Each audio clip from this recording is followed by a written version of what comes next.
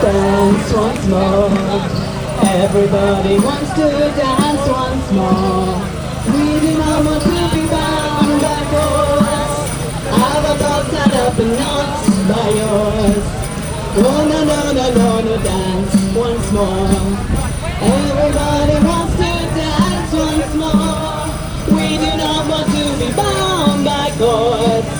Our thoughts tied up in knots by yours. We are free as birds in flight. We challenge the lies we hear each night. We won't obey your regulations.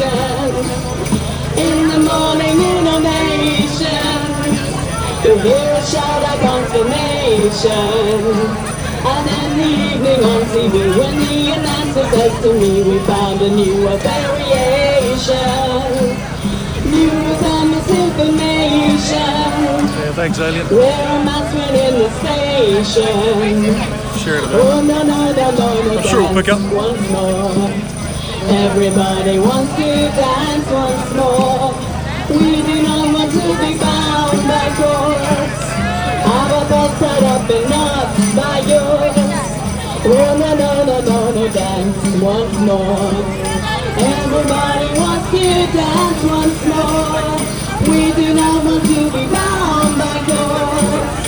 Our thoughts tied up in knots by yours. On a train or on a bus, what a kerfuffle or what a fuss. Crazy rules we have to follow. Will this madness end tomorrow? This is getting hard to swallow. Every stupid rule they make, all the news they give us fake, all their promises are hollow, and all the money that we borrow, it will end one day in sorrow. Oh no no no no no, dance once more. Everybody wants to dance once more. We do not want to be bound by cords. Have our thoughts tied up and knots by yours. Oh no no no no no, dance once more.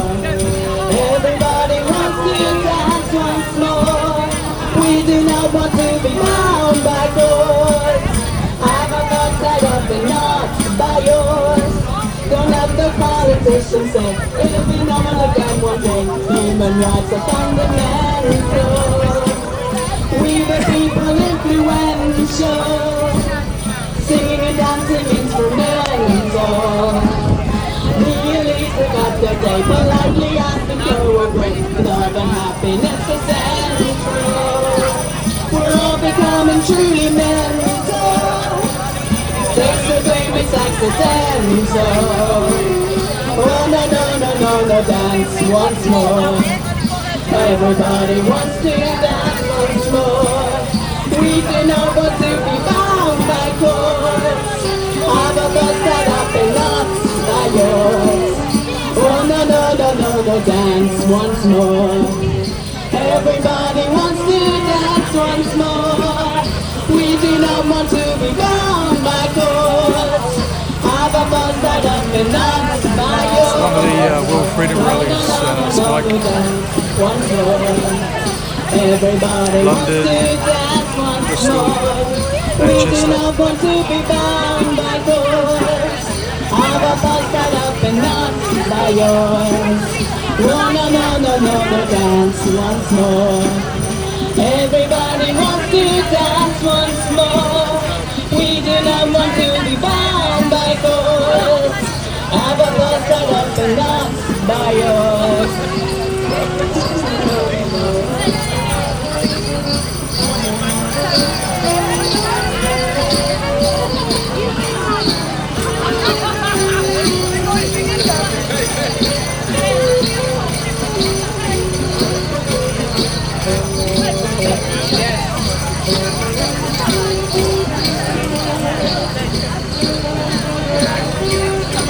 Yeah, I'm sure there's a few of them here today. All got a bit of hippie in us.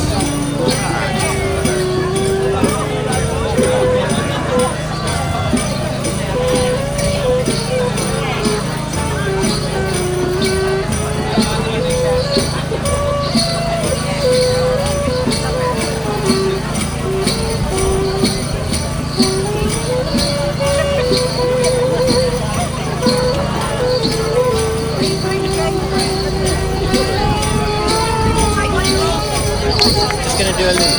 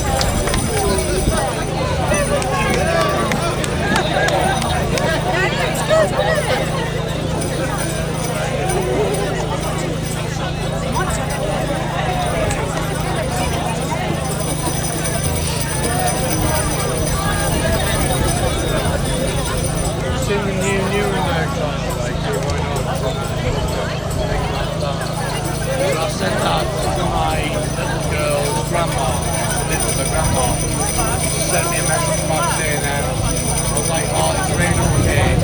It should be nice for a week. Like, it's having a good Okay, everyone, hello. Hello, Bristol.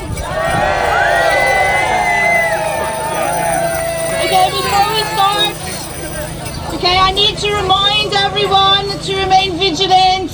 Okay, that we're going to steward ourselves. Okay, quickly identify the antagonizers in the crowd and deal with it quickly. Okay, there's several groups here that are represented today, and I want to welcome everybody.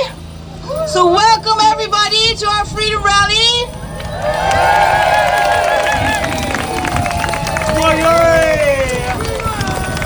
Just to let you know that any marches or gatherings outside this rally time, obviously you do know this, I don't have to tell you, but we'll remain peaceful, full of love, okay, full of compassion. Yes, okay. Okay, today we're working with our brothers and sisters, the police. They are part of us today. They are supporting us here today in our Freedom Rally.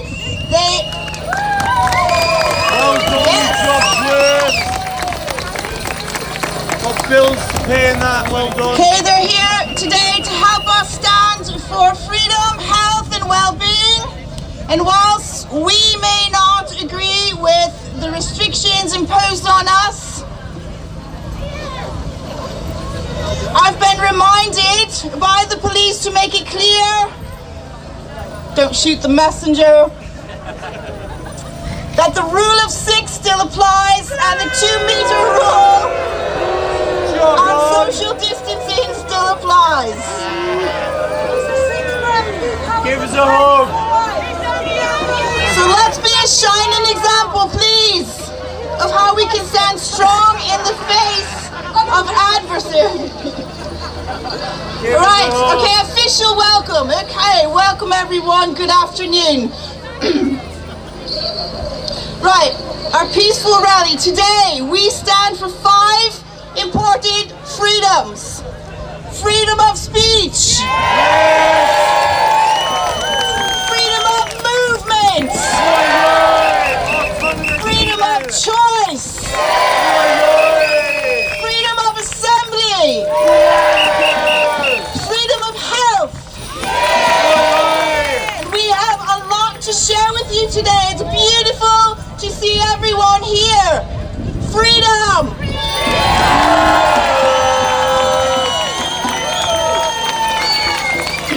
So most of you don't know me. Some of you might. My name is Denise Woods. I'm known as Dio. I'm a trained biochemist. I'm a teacher, self-employed here in Bristol. And I'm not going to apologize at all for mentioning that I also am a stranded Irish citizen, unable to travel back home to see my children and my grandson, who I hope are in Dublin today, protesting with us.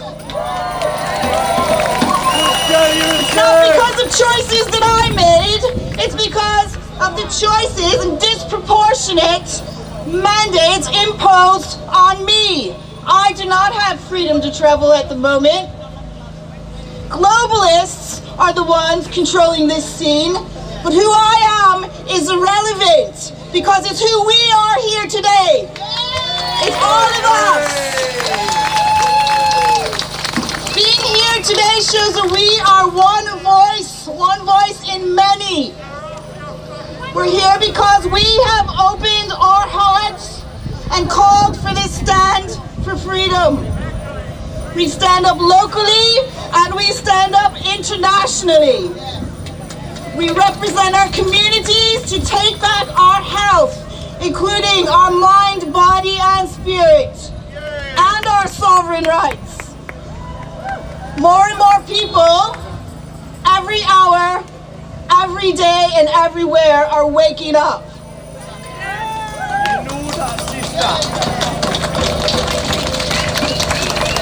Right, we are living through a time where if you even dare to ask questions about the efficacy of these mandates, the lockdowns, the mask wearing, the safety of a new injection, which I refuse to call a vaccine.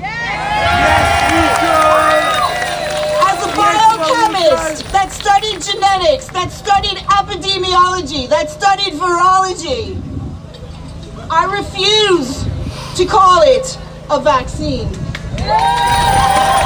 It is still unapproved. It is unapproved. Unlike what I've been told by my GP, I don't know about yours. And if you even ask about the safety of an unapproved vaccine, you're labeled a conspiracy theorist and an anti-vaxxer. You're silenced. I've stopped animal testing.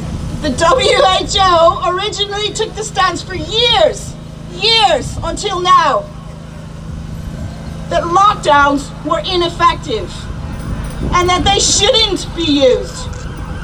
There's plenty of evidence that they don't work. They do more harm than good, especially for the healthy.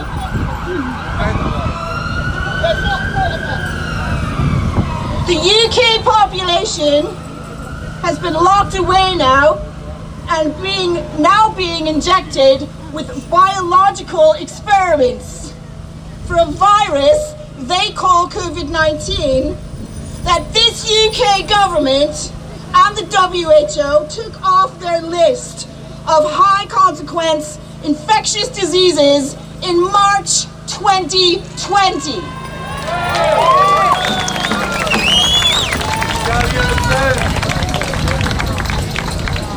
Quickly looking at other health measures from the so-called experts. Over 170 peer-reviewed studies showing masks don't work. And the idea of social distancing originated, and fact check this one, from a 15 15-year-old schoolgirl's science project in the USA. Don't forget your 2-meter spacing, thank you. So it's fear. Fear is the weapon. Fear is used to demand obedience. They try to get the public to acquiesce. And for what purpose? To get us to serve and slave to their agenda. Their surveillance state. To divide us and weaken us. They demonize those who don't adhere to their version of the plan. It's put many people into hiding, afraid to speak out, those who fully well know the truth. I've spoken to nurses and doctors here in Bristol, on the streets, weekly protesting. They agree that what's happening to the public, that the public are being misled and that it's wrong, but they're afraid to speak out. They're afraid of their reputations being ruined. What of the accountability of those who know they're playing along with these lies simply because they were following orders, including my own GP? I'll mention it again. And so now I ask them, are you going to continue following orders on our children? No! Are you going to inject biological experiments into our future generations? No! Are you willing to wait for the consequences? No! Big Pharma pushing injections on the public and on children like drug dealers in the streets. Pushing genetic modification on us with so many unanswered questions on their efficacy, safety, and necessity. For what? To be used to go shopping? To go to a football match? Shame on you if you question that. Shame on you. The globalists and their puppets do not want you to have a voice. Because if you do, you have power. But we have a voice. We have a voice.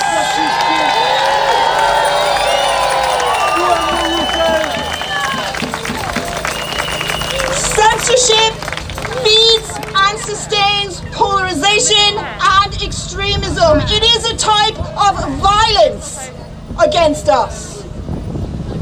Because of this, we now have a severely misled and underinformed public. Please know there are tens of thousands of independent medical experts and scientists being silenced who disagree with the so-called scientific consensus. What is this consensus? It's the FDA, it's the WHO, it's the CDC, the NIH, Imperial College London, all being funded from the same sources and collaborating with mainstream media that is funded from the same sources. Oi, oi. They come together to legitimize their computer-generated claims about a pandemic, to bring them new powers. They say trust the experts. Who are the experts? Neil Ferguson. Neil Ferguson is lockdowns. Christian Drosden and his heavily faulty PCR testing. And I, for one, refuse to call a doctor. As of May 6th, the government's own yellow card scheme have 1,143 reported deaths and over 780,000 adverse reactions to a so-called vaccine in the past 5 months alone. The government claim that's only 10% of what's being reported, okay? I know that the yellow card scheme is very hard to navigate. They make it that way on purpose. But do what you can to investigate that. These are not our statistics. These are government statistics. VAERS in America, 4,180 deaths. European database of suspected drug reactions, over 9,000 deaths. When is enough enough? When is enough enough? These figures don't mean nothing. They're investigation worthy. 10 laws to go. 10 laws. The new third code. It's fucking world wars. Maybe I should put some perspective on this, yeah? In 1976, the US government vaccinated 45 million people for the swine flu. 53 people reportedly died. And the US government immediately halted that vaccination program because they decided it was too risky. Compare that to what's happening now. And the reports of thousands of deaths coming in after the jabs. If you dare to question the injection, you are silenced. Health passports. It's more important than ever to stand up against bio-ID, vax passports that are undoubtedly bringing more surveillance and impose medical captivity. And if you think that this is a temporary solution so you can travel safely on holidays, think again. They do not bring protection. Injections do not make you immune. Passports do not make you immune.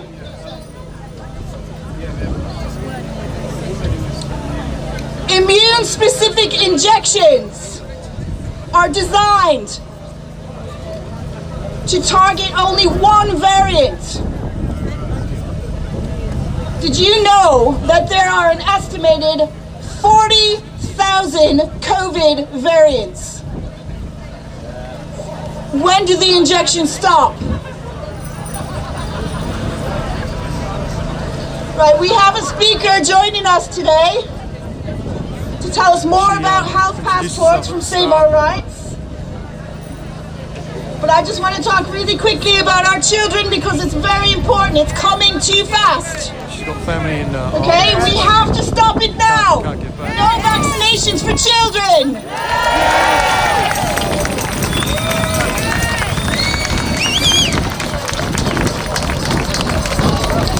Campaigns have started in school claiming to educate children about taking the vaccine. They call this establishing public trust. Imagine putting that burden onto a young adult. If you don't get vaccinated, they say, you're going to make everyone around you and everyone you love sick or die. It's time now for parents to take a stand. This virus has no to very little adverse consequences for their age group. There's studies done in Germany, Ireland, and across the USA, directly in school studies, published studies that show that they are not asymptomatic carriers. They are not.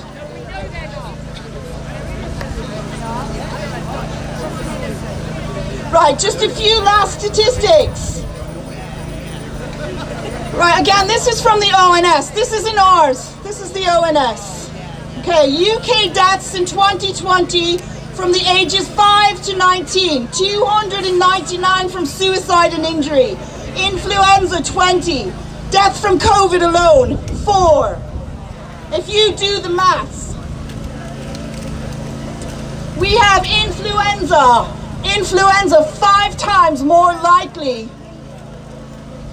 5 5 times more likely to kill young people, and suicide 60 times more likely to kill young people.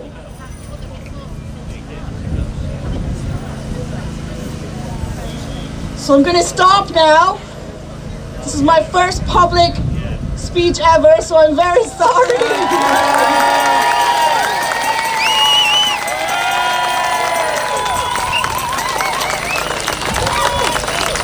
This is for you, it's not for me. Let's help those who can't see through the fog see the truth. Okay, I believe and no doubt that we will. Let's show them who the enemy actually is. The enemy is fear. The enemy is ignorance.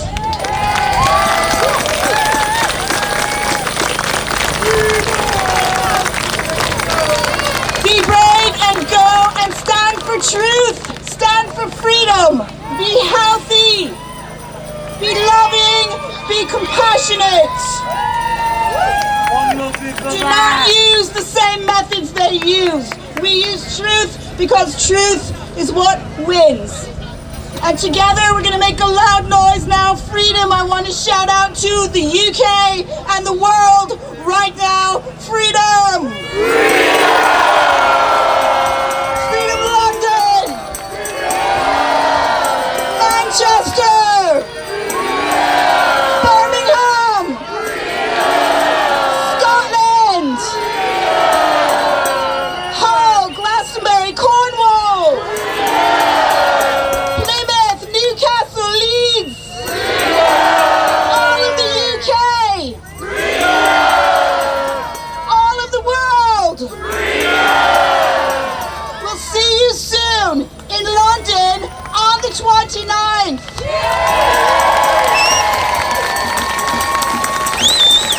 And I'm just going to take a very quick opportunity to make a very special shout out to Ireland, India, Israel and Canada, who have had it especially hard, and I know many of us have relatives around the world that feel isolated and discriminated against. We stand together with you. Share the screen, guys. We've got a few more in here. Okay, Maybe 10. so now I'm going to introduce our first speaker today. It's Louise Crefeld from Save Our thanks, Rights UK, speaking about the urgent medical freedom bill. Hello Bristol! I am so glad to see so many free people out here today, because that is what we are. Freedom is a state of mind, and we are all free. It's been really interesting this week. There's been so much happening, I've barely been able to keep track of it. But one of the interesting things to come out is, as it's just been shared, the fear. Fear has been the virus. Fear has been the problem. And the Spy B section of SAGE are the ones that have increased the fear. They've told the government how to psychologically attack us and keep that fear going, increase people's feeling of personal threat so that they would comply, so that they would do what they were told. But you know what's interesting? Those people can't sleep at night. They are coming out this week and they are saying, oh, look what we've done. Look what we've done to this nation. We've actually created a totalitarian state. How has this happened? We thought we were just giving some advice, and here we are. And I saw someone sharing about this. Someone sharing that the Spy B people are even saying that they went too far, too much fear, you know. And if those people are saying it, then we've been right all along, right? And somebody underneath it was like, no, we have to be terrified. This is such a nasty virus. And it's like, and that just perfectly examples what we're dealing with. But what we've got here is we've got love, and that is the perfect antidote to fear. None of us have ever stopped hugging, none of us have ever stopped seeing people, and if we have, we've come around and embraced the love, and who doesn't want that? And what comes with love is freedom, you know, and you can't just be a little bit free. You're either free or you're not. And I personally am not going to stop doing what I do with Save Our Rights UK until we are completely and utterly free. I will not accept anything less. But not only do we need freedom, we need a democracy.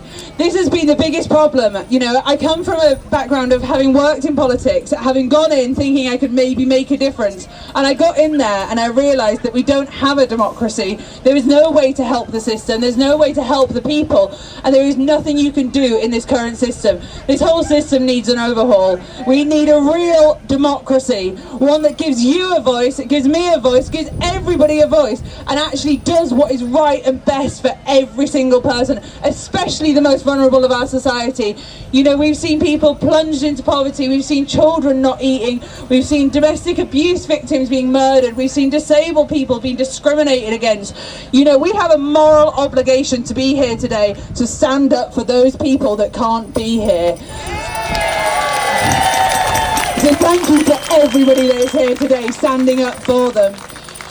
And what we can do, what we have to do is, you know, they are bringing in more and more tools of control. As we know, COVID status certifications, vaccine passports, you know, the NHS Test and Track app has now been morphed into a vaccine passport. I mean, who would have guessed?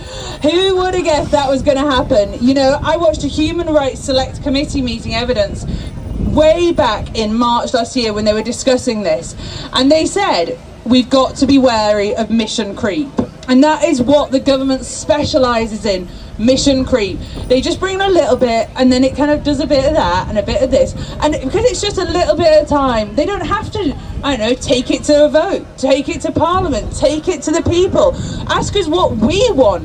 Well, how do we want to be governed? Do we want to be governed? Or do we want advice and to be free to make our own choices? Because that's what I want.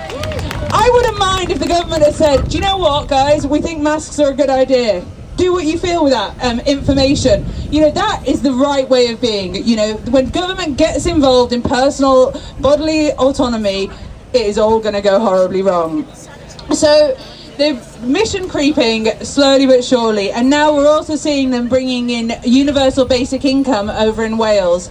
And now I actually agree with a universal basic income, because actually the evidence shows that it can be really good. You know, people should never be scared of being poor. You know, poverty kills. I would do anything for nobody to live in poverty, you know, because every homeless person on our streets is a political decision. You know, they are there by the choice of politicians, and that should never ever happen to a single person. So overall, I agree with universal basic income. What I do not agree with is this government bringing it in. I do not trust them. I do not trust that they're going to keep it and do it with good intentions, you know, and this is where the problems lie. Is a lot of the things they do could be good, but they've got the wrong intentions and they're working to have more and more control. So this is why we've got to resist, this is why we have to not comply, and this is why we're really pushing for our medical freedom bill. So the medical freedom bill, for anybody that doesn't know, is we've been campaigning since November for the government to pass a medical freedom bill, because the government is there, and what they're actually there for is to protect our rights and freedoms. They are not there to give us them, they are there to protect them from injustice, from other people, you know, like that's their job. And so therefore the threat of vaccine passports, COVID status certifications should actually spur them to act against it. That is the right thing for the government to be doing right now. So they need to be legislating against any mandation of testing or vaccines. They need to be making it illegal for any private entity to be bringing in these things. They need to be making it illegal for people to be coerced into getting any medical procedure, whether that's a test or a vaccine, because the testing is just as bad, in my opinion. Any invasion on our medical actions is just cannot be condoned. And also it would make it illegal to discriminate against anybody as well. So that the medical freedom bill would cover everything that we need right now to prevent all of this that's happening. And every single MP now knows about it. They have been bombarded for months now. But what we need is we need to keep up the pressure. So go to saveourrights.uk, and on the front page there's a take action, and you can go. You can email Boris, you can email Gove, you can email your MP, and these letters are going to be updated on a regular basis, and you can then keep up that pressure, because they just need to know how strong we are. You know, how many people are out on the streets across the UK today, all here for freedom. You know, it's phenomenal. And you know, we're all going to be out in London again on the 29th, and we need to keep making this stand. We need to keep making noise. We need to show them that we're not going away. And that's the amazing thing, we don't go away. In fact, we keep growing. And I can see that today. You know, I've been out on the street since the 20th of April last year, and I started with 6 people, and it just keeps growing. So each and every single one of you that are out today making a stand for freedom are absolute heroes. So I'd say a big cheer for each and every one of you. And join us. Please share the word about the Medical Freedom Bill. Join us, take the actions, and keep doing what you're doing. Keep spreading the word, showing them that we have love, we have the joy, we've got the freedom, and it's not going anywhere. And it's the best place in town to be, with love and joy in our hearts. And I will leave it there. Thank you. Thank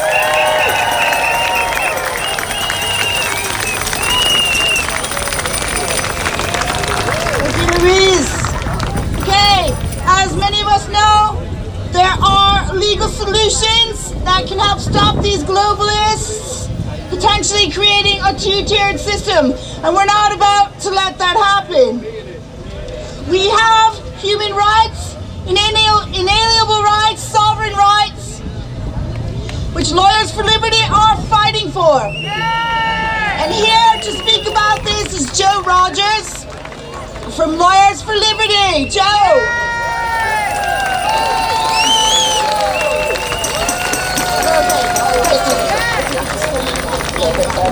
Well, I'm gonna take it up there, is that okay? Yeah? I will.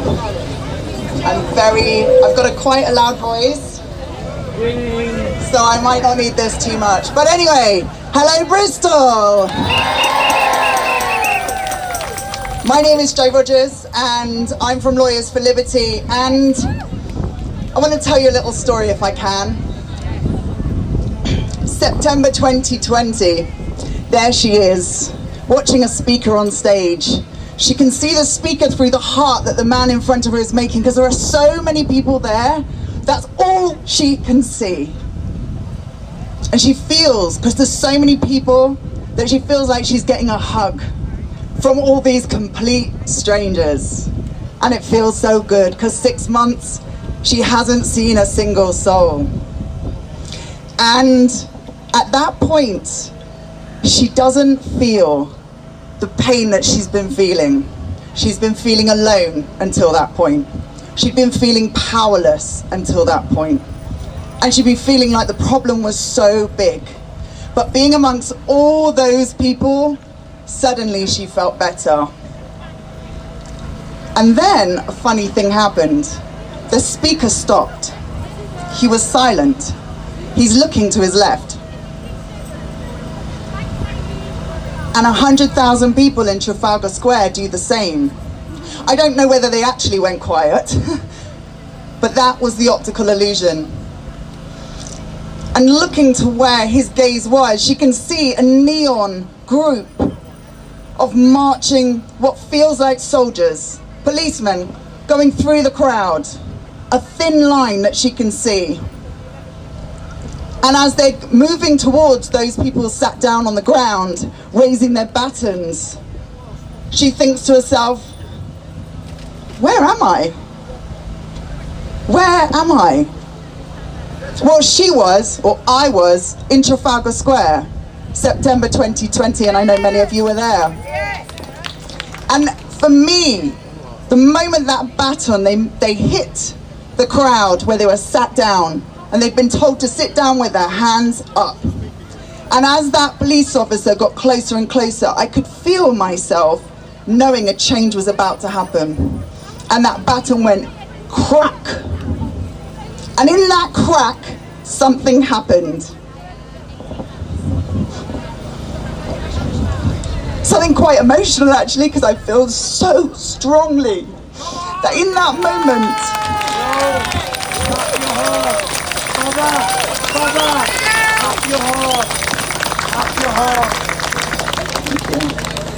in that moment, Lawyers for Liberty was born. with the crack of that person's skull, something inside of me lit. And it lit so strongly and so fiercely. It has been burning brightly ever since.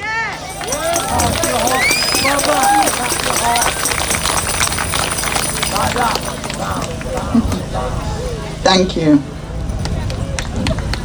So what is Lawyers for Liberty and what do we stand for?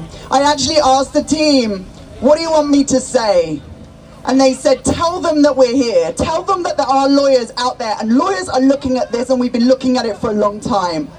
Since this was set up, my first action, I took one action, and I knew Louise in advance, and I took one action. That was to make a complaint to the Metropolitan Police. That police complaint is still in the system, but I still get regular updates. That was my one action that day.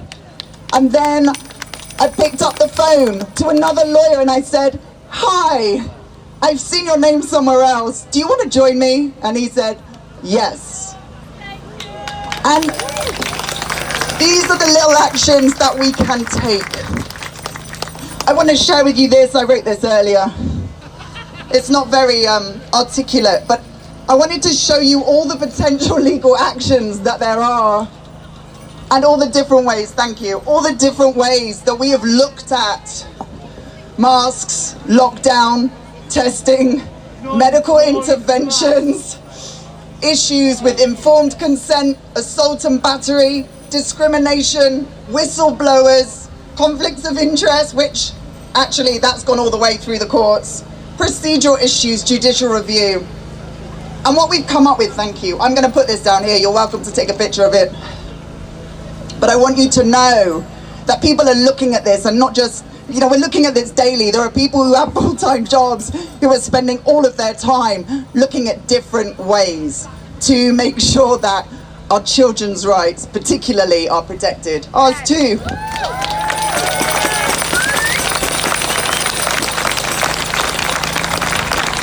And lots of people ask me, they ask me about 3 different things. The first is no jab, no job. The second is passports, vaccine passports. What are we doing about mandatory passports? And the third, and the most pressing, and the one I get the most questions about, are children's vaccinations. And I want you to know, and I can't share specific details, not only because I don't want to lecture you for 2 hours on the legalities of it all, but I want you to know, each and every one of you, that we are doing something about each and every one of them.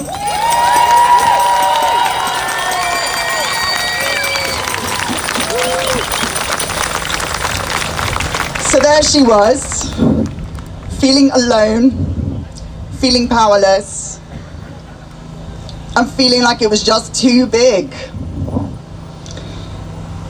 And what happened in the last 6 months is there was an understanding. I know I'm not alone. Each and every one of you is not alone. When we come together, powerful things happen. So much so that you get lines of police wanting to batter people down because it is too much. Our power. We're not powerless. I'm not powerless. And none of you are powerless. Each and every one of us can take an action. We are powerful beyond measure. And when we come together and we work together, it is so much more impactful. Nice one, Barbara, thank you for that. And the third thing is, it is just too big. Now, the bad news is, it is. The great news is, we are all going to expand into that bigness. That bigness is how we expand. This is big. I mean, this is global. And this is so difficult for any one person to deal with. But every single person here, every single action that we take, even if it's a like, a share, I wrote a long list the other day of like, thank you for like liking and sharing and posting and looking at the data and having your own opinion and walking into a shop without a mask on and getting on a plane and making all those decisions and just saying no or saying yes. Saying yes to life, saying yes to coming here, saying yes. Oh, every clap. So for me, that I will leave you with this. I mean, we can work together. You are not alone. You are powerful beyond measure. Your actions make a difference. And whilst this is big, together we're going to expand into the challenge that is 2021 and beyond. Thank you.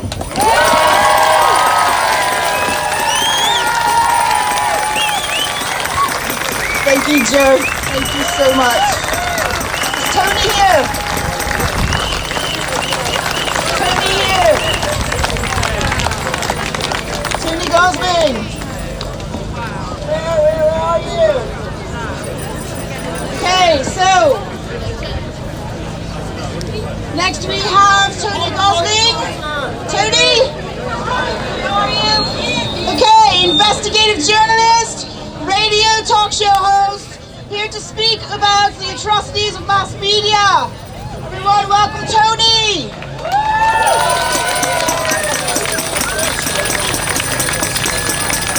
Hey, give us 1 second. Okay, how's everyone feeling? Shout!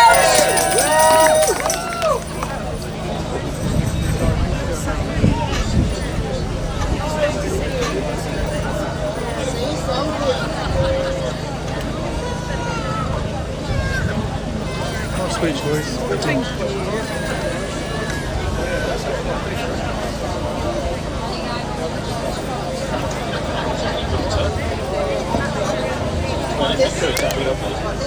This is fine. Okay, so thanks everybody for, and particularly thanks for inviting me to speak about this subject. I do feel rather censored, having had a weekly programme on the BCFM, Bristol Community Radio, which was pulled just at the time this all started getting interesting, just over a year ago, by the station manager Patrick Hart, who's also a very good friend of the Bristol Mayor Marvin Rees. For a very long time they've been friends, and we've been very critical of him, and in the beginning stages of the COVID, of some of the things that for example, we reported back in 2020 at the beginning of February, that the virus had been analysed in New Delhi just after the Chinese published the genome, and they discovered that there were inserts into the virus of SARS and AIDS. Now, I'm not saying that these researchers are right, but these are virologists in New Delhi, in India, that had decided that this looked like it was a man-made virus, and that's in the beginning of February 2020. So we're not allowed to report this stuff. I'm not allowed to report it anymore, but we do a radio programme every Friday online. It's not too difficult to remember the internet address. It's thisweek.org.uk, and we've been doing that online ever since I was booted off by a mate of Marvin Rees off the airwaves here in Bristol. We were on 93.2 for 12 years doing a weekly review of politics in the city and around the world. So, I mean, I worked in the BBC in the late 80s and early 90s and learned how to do what I thought was real journalism, and I found, as I was working there in that era, that you could see the best people being taken out, the best producers being removed, and nepotism coming in, so friends of friends of friends getting jobs who had no experience in journalism. But that was what was happening to the BBC in the late 80s, well, particularly in the early 90s under John Burt, who was the Director General. And one of the stories was, well, I'll just tell you a little story about during the first Gulf War, working on a phone-in programme down in Southampton. We had a lot of people who were in the military and had been gone over to the Gulf War, people who had relatives still at home. And we started this phone-in one morning, a very popular phone-in, and it was all to do with, you know, what do you think about what's going on? Your friends, your relatives are off fighting out in Iraq or Kuwait, you know.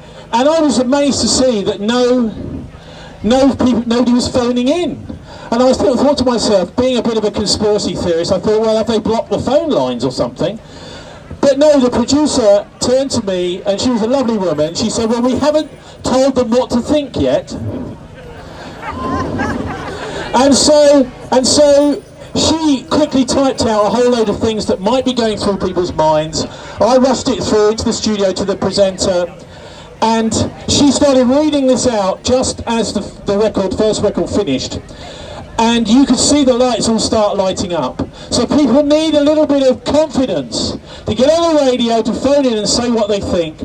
And sometimes they do need to be kind of sparked. But anyway, that is the attitude, I think, now in the modern mass media, is that they tell us what to think. They don't reflect what's going on in society anymore. They're using it as an attempt to control what people think and what they're allowed and what are not allowed to know. So that was, I also did some organising mass trespasses in the 1990s after I left the BBC. I was working in Salisbury and we were looking into child sexual abuse. I didn't realise at the time, of course, this was where Edward Heath was living.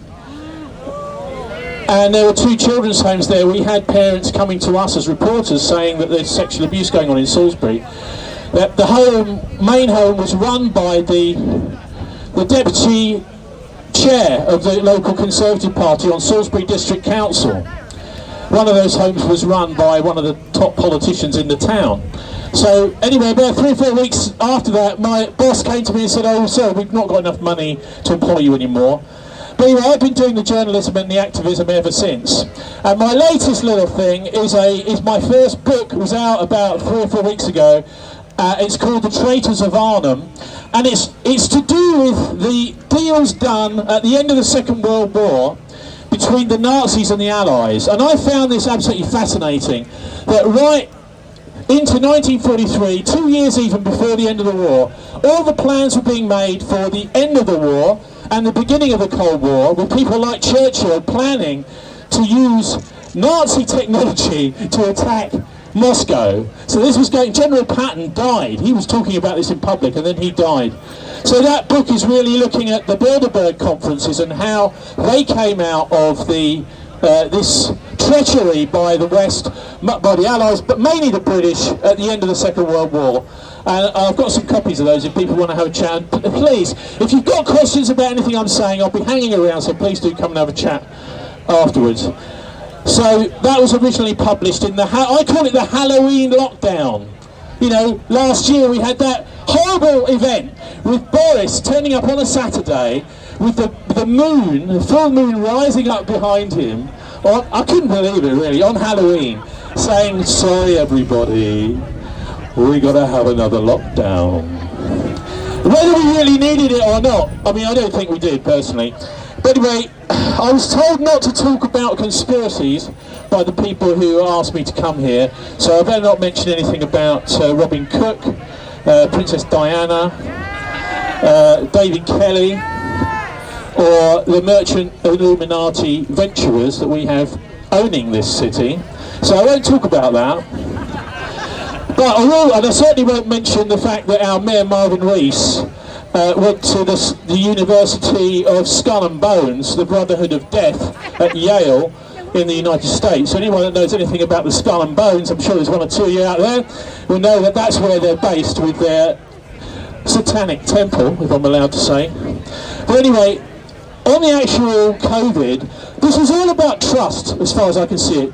People, when they see journalism and they meet journalists and they watch journalists, you've got to be able to trust people. Every time I look at the television, my first thought is, I don't trust this one. Are they going to have somebody on we can trust? And the trust is just gone, I think. You know, you flick around 10 different channels to try and find someone you can trust. Personally, I usually end up on RT, or maybe Al Jazeera, but certainly not our networks here, very little. I mean, ITV News does some good stuff from time to time.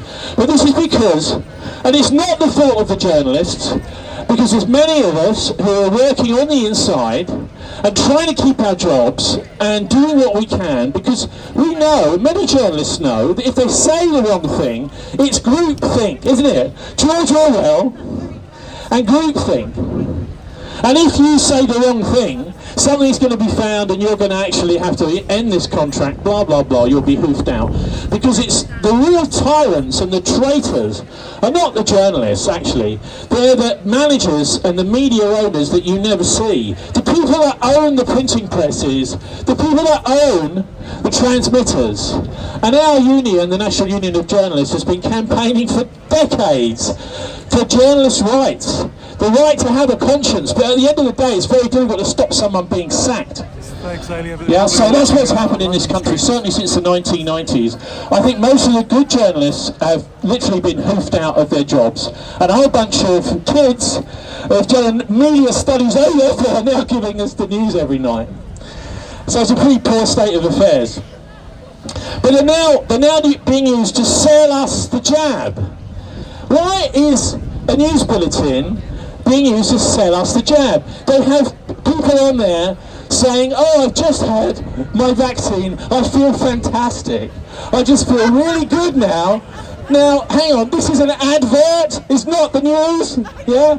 So what we're seeing is, I think it was a very, very biased, they're using these bulletins to sell a product. And all of this, I think, is ultimately about, you know, the vaccine firms and getting those vaccines out there.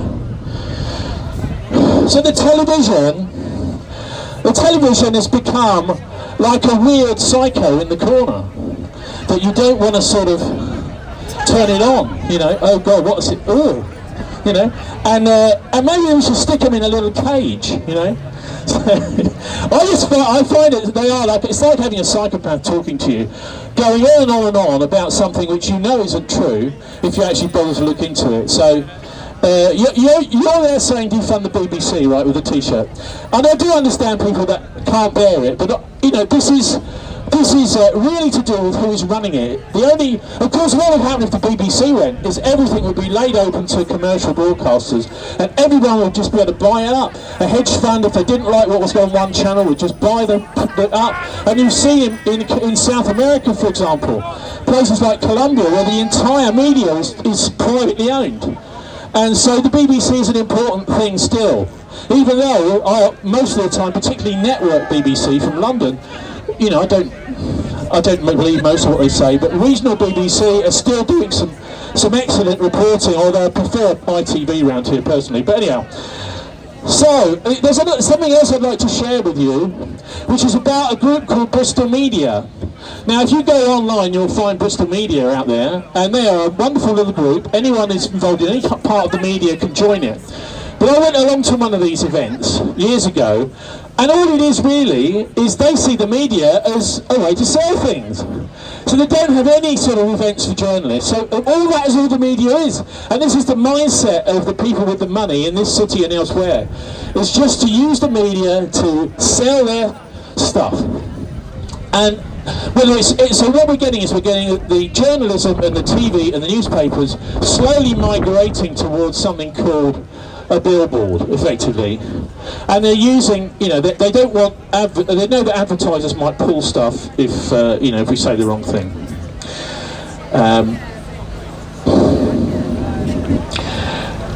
So we've got, okay, so the policy that is driving this whole thing, who is making that policy? It's people like Sage, we were hearing earlier on. Sage will not publish the reasons they're using for the decisions they're making.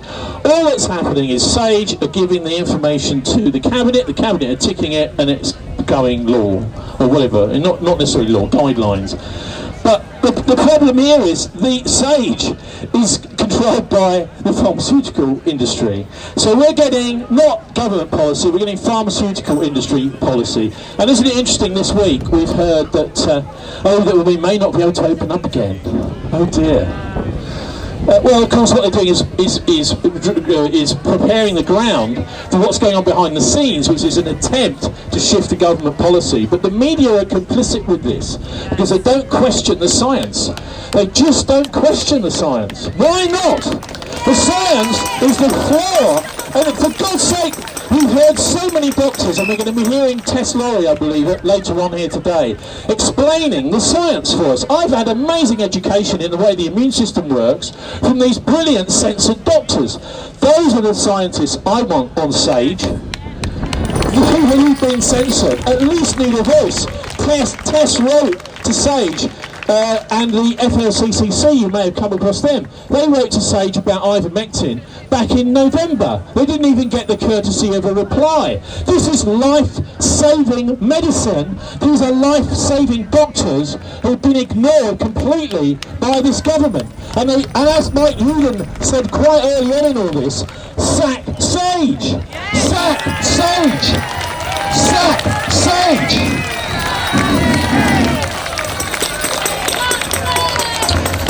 So, thank you, yes, sack them. I mean, I see this whole thing with variants at the moment. It's being presented to the public rather like a kind of sports programme. Yeah, so you've got, what is it, the Kent variant is going faster, the Indian variant is going a bit slower, the Nigerian variant is now taking over and is on the final furlong, and the Brazil variant, and the South African variant is coming up at the last minute, and they've got all these graphs, and then they have a big sort of round of applause at the end when such and such a variant is coming. Oh God, these variants aren't affected at all if you take ivermectin and chloroquine. These are other treatments. The antiviral treatments will kill all of them.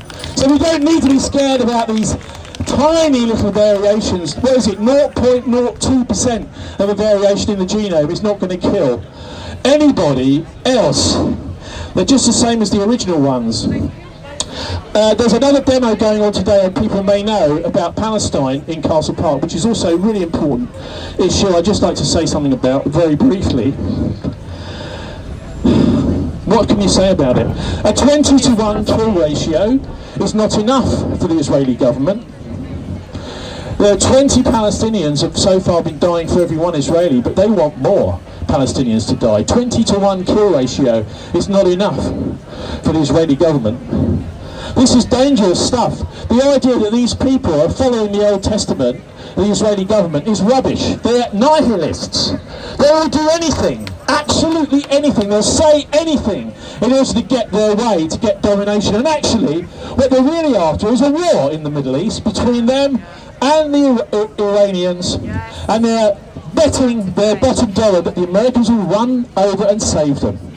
So that seems to me to be what their attitude is, and I feel really so sorry for the way the Palestinian civilians have been being bombarded from the air, etc. It's just absolutely appalling.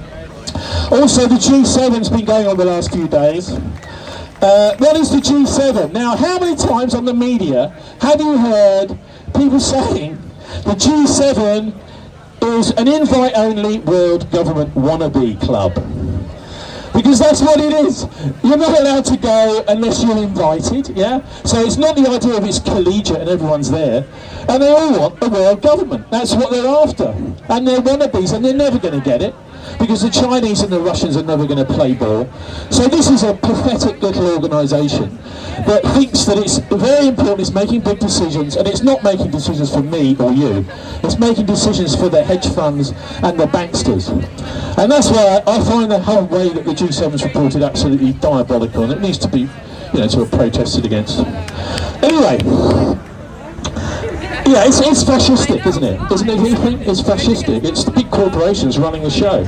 So the media, just generally the media, right?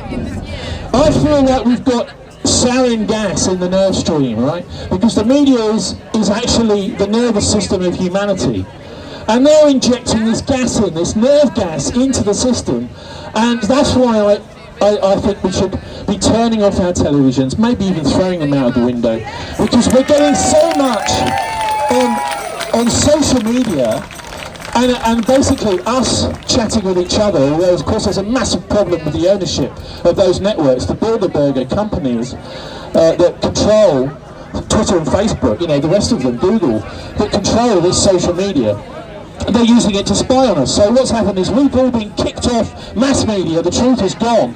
So as we try and get the truth through social media, we can do that, but everyone is being watched as it happens. So this is very much like the surveillance that happened in Nazi Germany. The surveillance that they used in order to identify who the Jews were, etc. went through these IBM Hollerith machines. So we're being put under surveillance, so at some time in the future, if a really despotic government, not this one of course, comes along, that they can single us out and round us up. So that's their game, at least that's the way I see it. And we've got these transhumanists. Who here has heard of the transhumanists? Yes, well, if you haven't, look them up. They're the modern Nazis, folks. They're the modern fascists, the super fascists.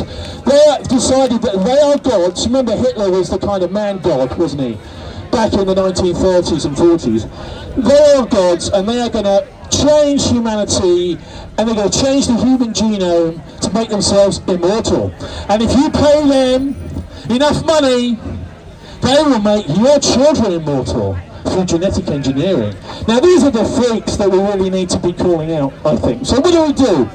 What does Bristol do about what is going on? I'd just like to propose that we have a political party in this city that will take on some people. And we've just had a local election which was a farce. None of the political parties, apart from one of the mayor candidates, was really taking any of these people on. None of the main parties want to challenge the agenda. None wanted to challenge the lockdowns last year. So you and I, we need to form some sort of political force to stand in by-elections and in the local elections, don't we? You and I need to do that. We need a refresh of this corrupt political system just here, next to us. And so if anyone would like to do that, or stand as a candidate or something, I mean, I think we could have some basic ideas, like, for example, number one, abolish the merchant venturers. If anyone knows who the merchant venturers are, they own this city. They were responsible for the slave trade. They were responsible for the so-called discovery of North America back with John Cabot. And they own the city. When Thatcher privatised all the utilities, the water and the electricity, etc., who bought it up? The merchant venturers. They're on the boards of all these privatised companies. And every time you turn the tap on, every time you turn the light on, you're giving a few bob to the guys up in Clifton, the merchant venturers have got to go. We as journalists cannot scrutinise them because it's a royal charter. And that means, guess what? It means that only the Privy Council is allowed to see their books. Only the Privy Council, that's Jacob Rees-Mogg between you and me, is allowed to see where their finances and where their shares are. So that would be my little, I call it United Bristol, in a sort of tribute to Putin and United Russia. So United Bristol will first of all want to get rid of the merchant venturers. That's project number one. Project number two, we want our own radio station, please, where everybody and anyone can just come in and say what they want, and it's not all censored government nonsense. And thirdly, we can adopt the programme of those lovely people, well, I love them anyway, I'm not sure not everyone does, those lovely people across the channel.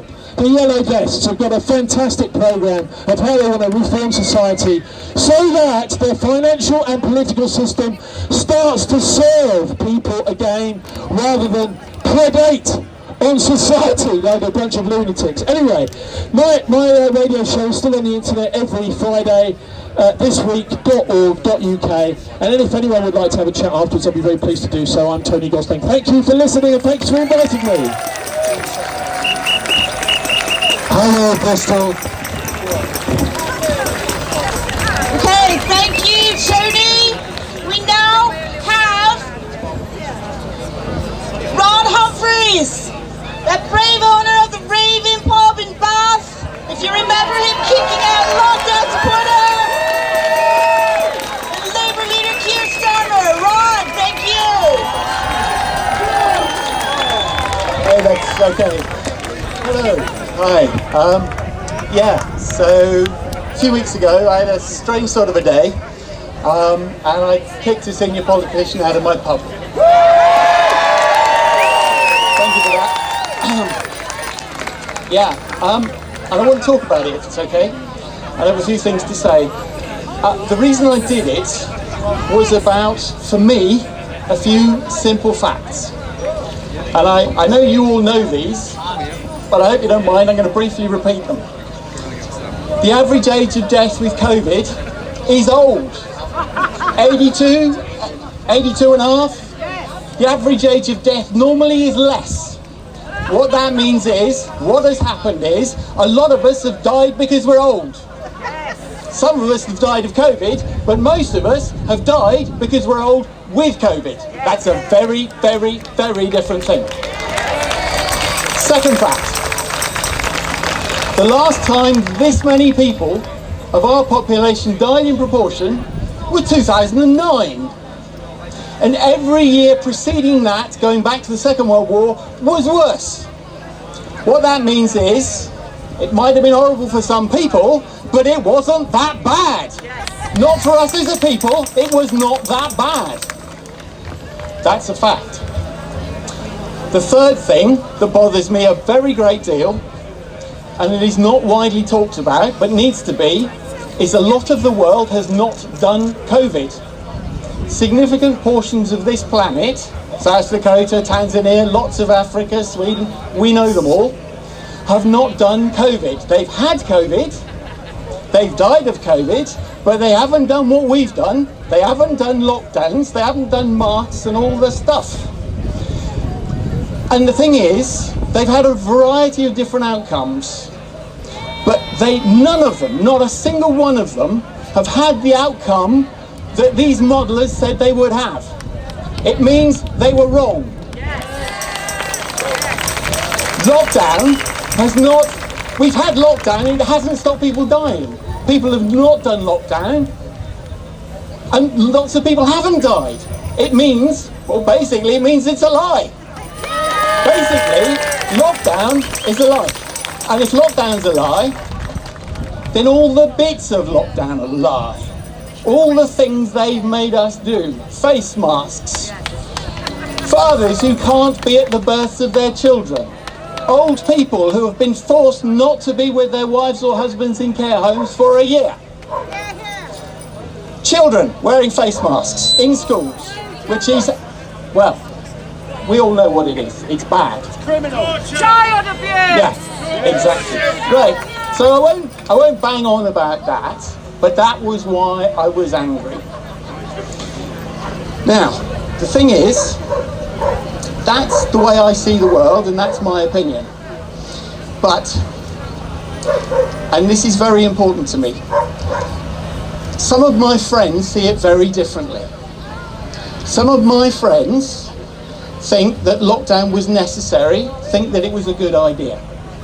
And I understand that, and I don't think that means they're stupid.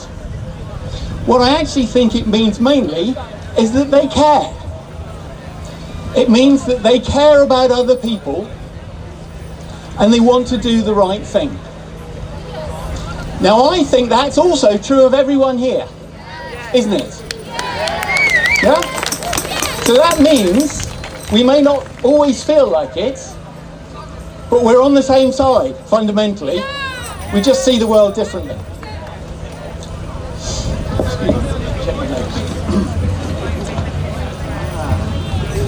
Yes, right. And there's another thing that I think all of us probably share with everybody who thinks lockdown was necessary.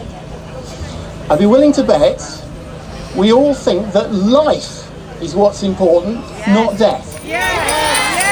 Does that make sense? That actually, this is actually, in a way, this isn't about COVID, this is about getting our lives back. Good. So that's another thing we share. So what's important to me, there's a third thing I think we share, but I'm going to talk about that in a minute. But first, I want to talk about what happened to me. I'll borrow your water a second.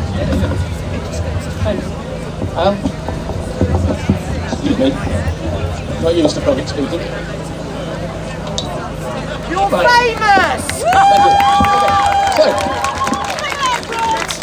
Okay. So anyway, I had a bit of a row with a senior politician. Yeah! And what happened next was the phone started ringing, and I didn't know this could happen.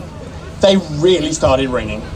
Like you couldn't, at the second you put it down, it rang again. We had calls from Australia, New Zealand, all over America, all over this country, all over Europe. I counted them. I've had more than 1,300 emails.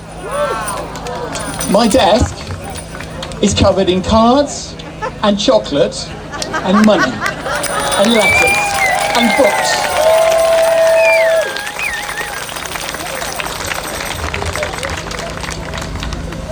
And it kind of split 5%, 95%. The 5%, I'll talk about them first. The 5% were angry, and basically they said two things. The first thing they said was something along the lines of, "You're helping to kill my granny." What they said was, I was doing something immoral. The second thing they said was, "How dare I stand up to authority? How dare I be rude to someone in authority?" The 95%, they said thank you. They're very welcome.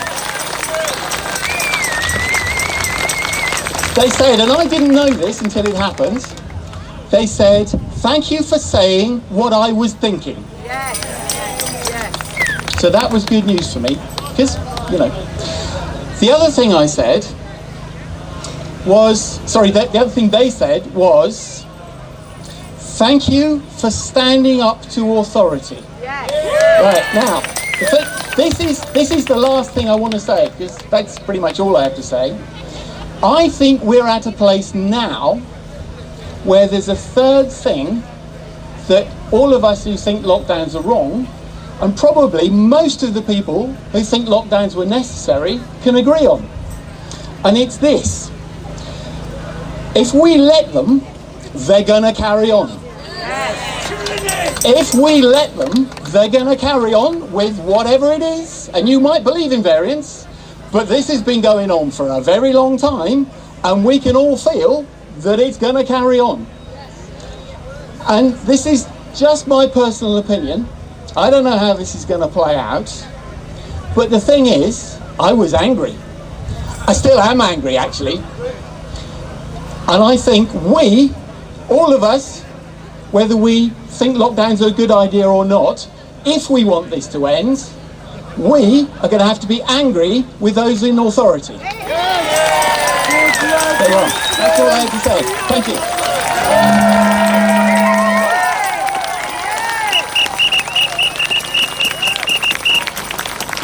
Right, Rod. Yes. Okay, next. We're here to talk about the new idols of safety and cronyism. We have retired local GP, Dr. John Rogers.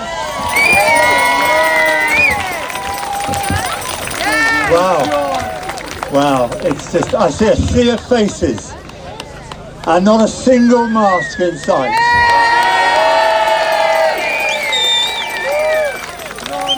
Non-white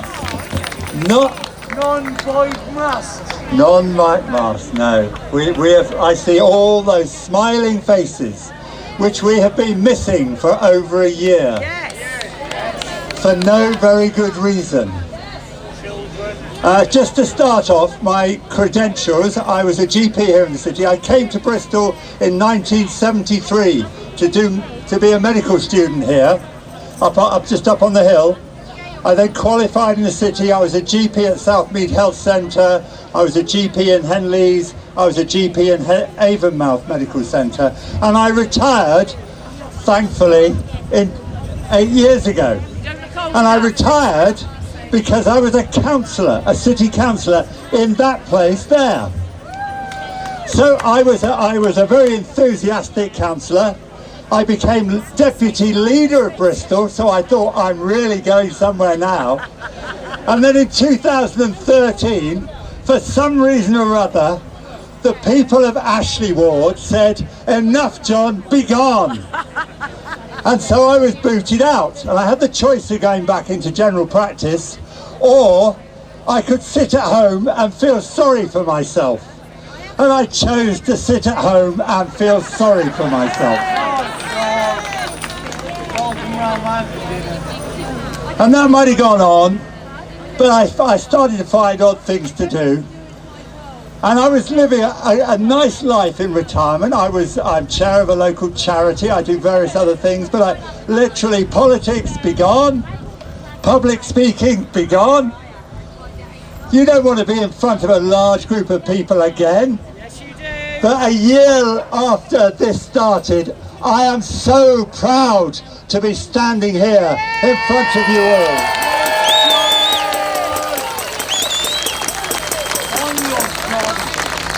As a GP, I was asked to come back onto the medical register in March last year, March 2020.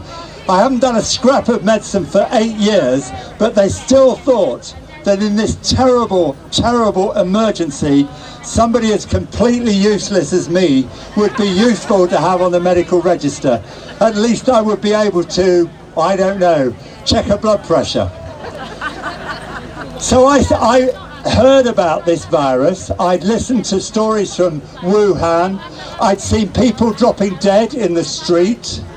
I'd seen people being sealed into their homes. I saw hospitals in Italy where there were people dying in the corridors. I saw hospitals in New York where there were no room at all.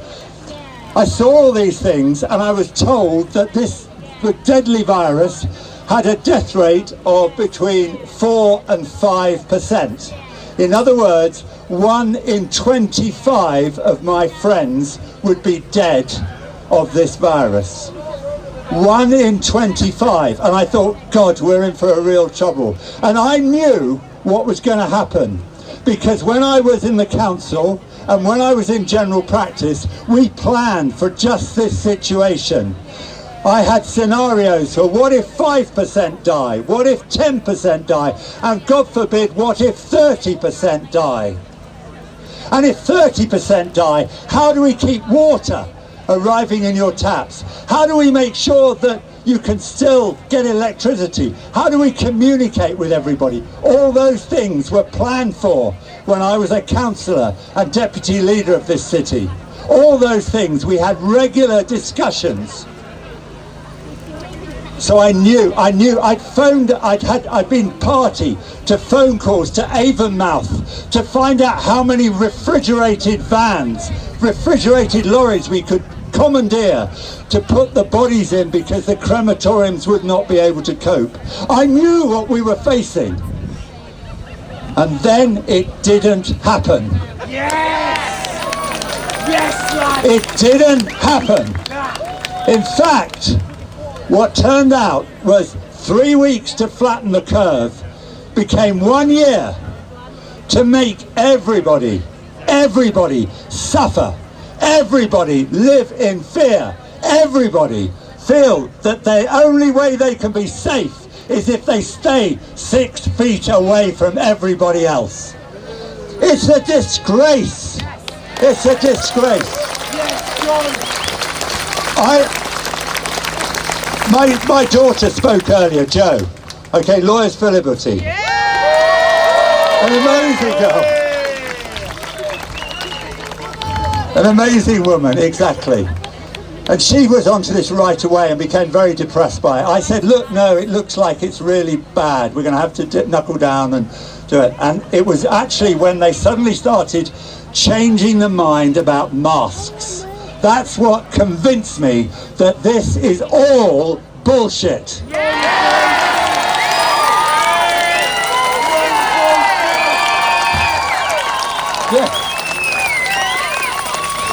All bullshit. Because when we first started, all the government ministers, SAGE, the WHO, CDC, all said masks don't help in a respiratory virus. And I thought, yes, absolutely right. When I was planning for pandemics in the City Hall, we had no masks. We had no lockdowns. We had no banning of the borders. We had none of it, because all we did was make sure that services were maintained, that people were kept safe just by literally making sure that the health service stayed open, to normal sort of things, and we isolated the people that were sick. That's all. And what do I find is suddenly all the 120 years of research that shows that masks have no benefit at all were just washed away. Literally washed away.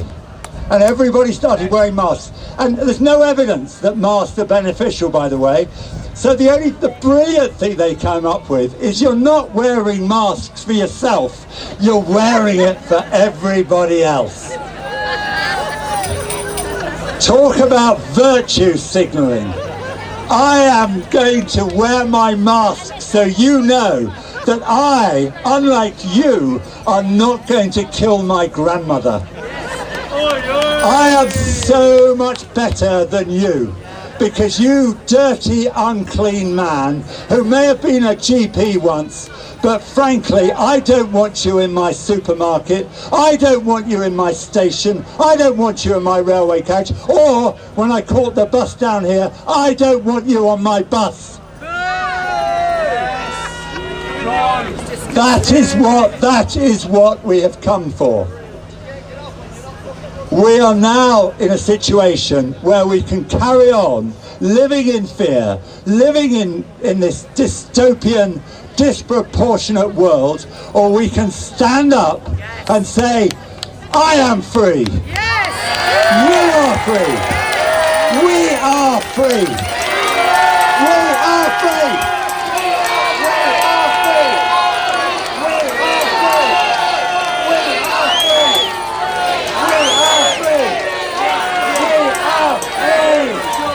Thank you.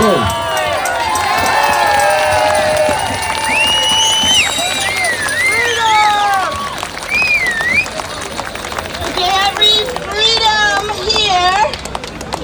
We're gonna entertain you again with the song. Any musicians involved, please, can you come up? Involved in the song.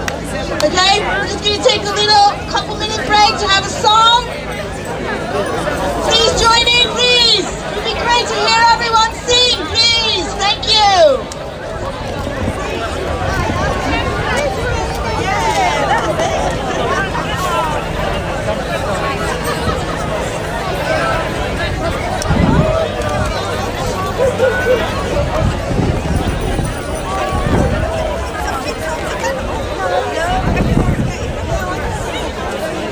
A little bit of rain never hurt.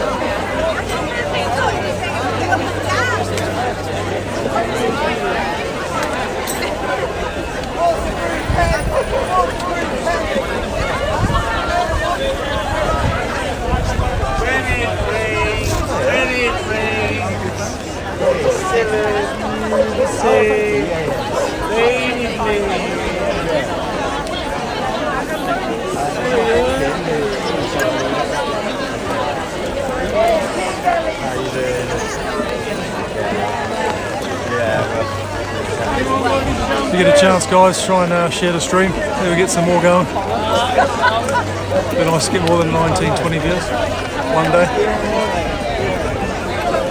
We've got a guy in front of us who's had a few beers today.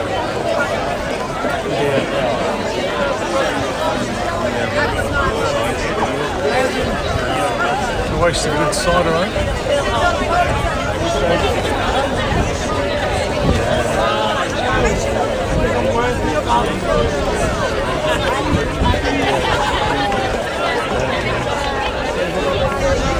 Yep, he's a bit hammered.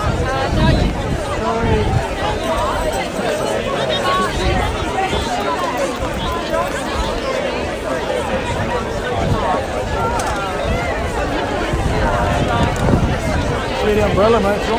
Yes. Can you share it, Phil? Anyone got this door?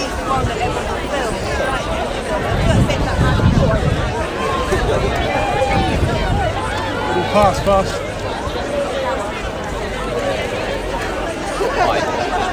Did you hear that last remark? Is it having just a break, or is it ending on just a break? Just a break. The music break, I think. Yeah. Yes, because I've seen the previous one.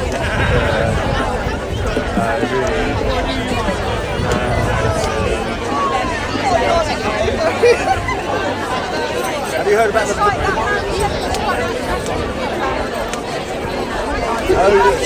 Clear Star?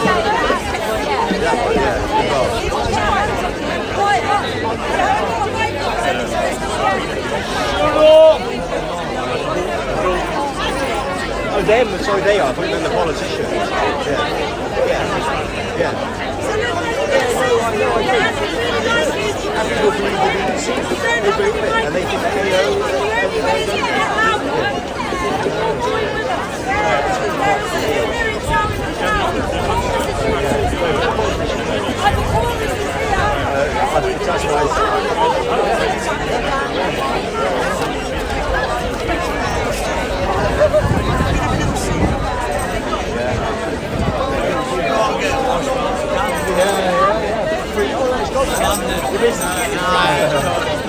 I was right in it, man. I was in the moment.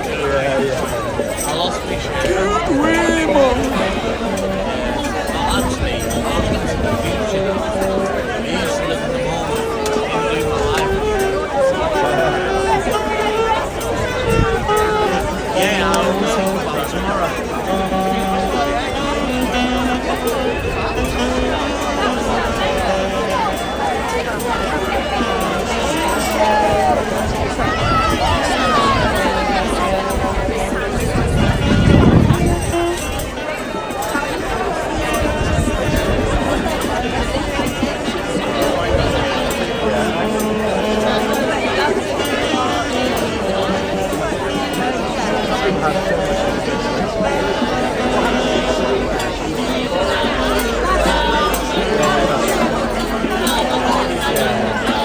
Someone's got to be Biff.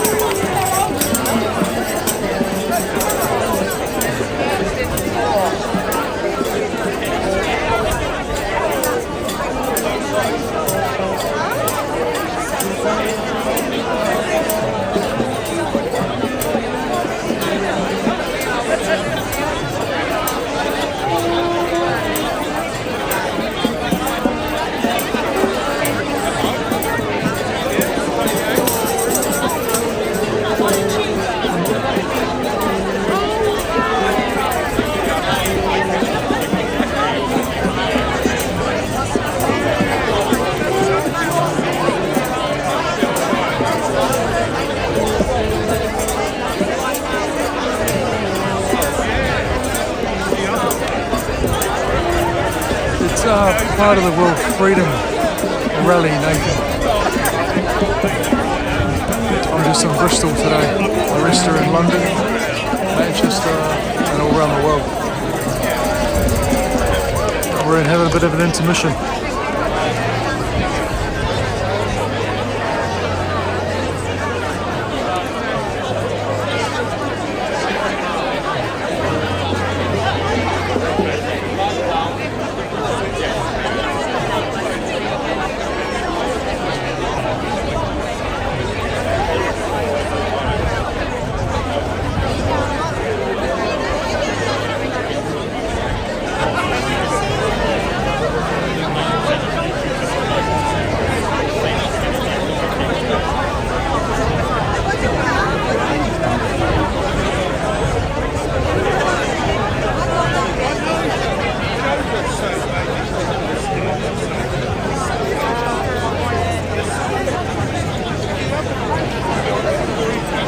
Not only can he dance, he wanted to have a speech about an hour ago.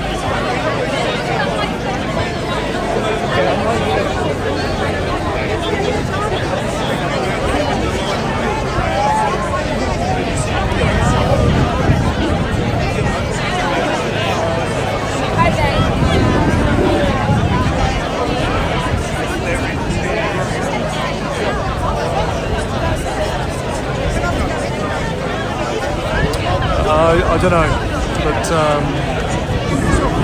I do know this is half time on the speeches.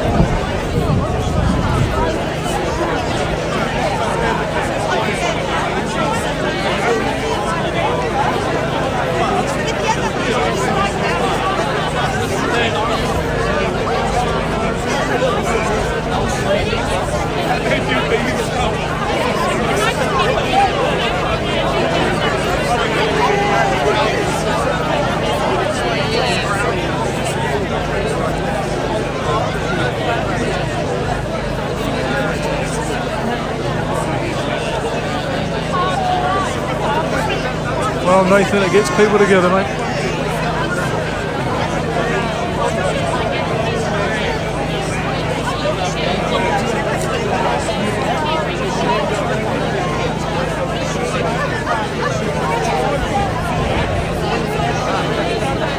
Hello. Hello, everyone, again. Okay.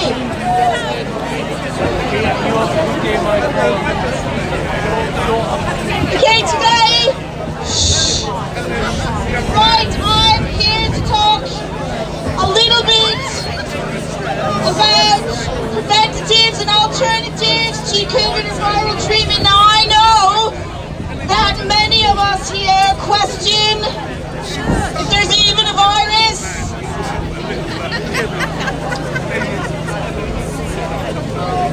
Shut up! Okay, but there are preventatives and safe drug or natural therapies, and these have been downplayed, if not outright banned. And for the sake of an experiment on the human race, the reality is there are several alternatives safer, and that is an understatement, safer than experimental gene therapies. Okay, as a biochemist and somebody that studies naturopathy, I'm going to make a quick observation before I introduce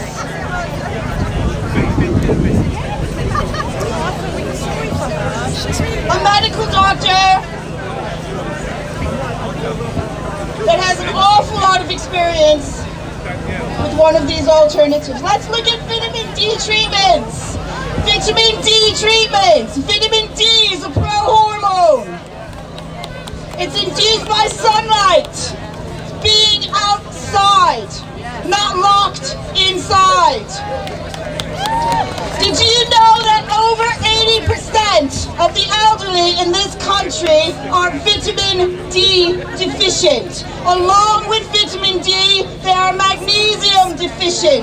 Magnesium is the cofactor for vitamin D. If they had proper vitamin D levels, they would not have the inflammation from any virus. From any virus that causes the cytokine storms that kills them.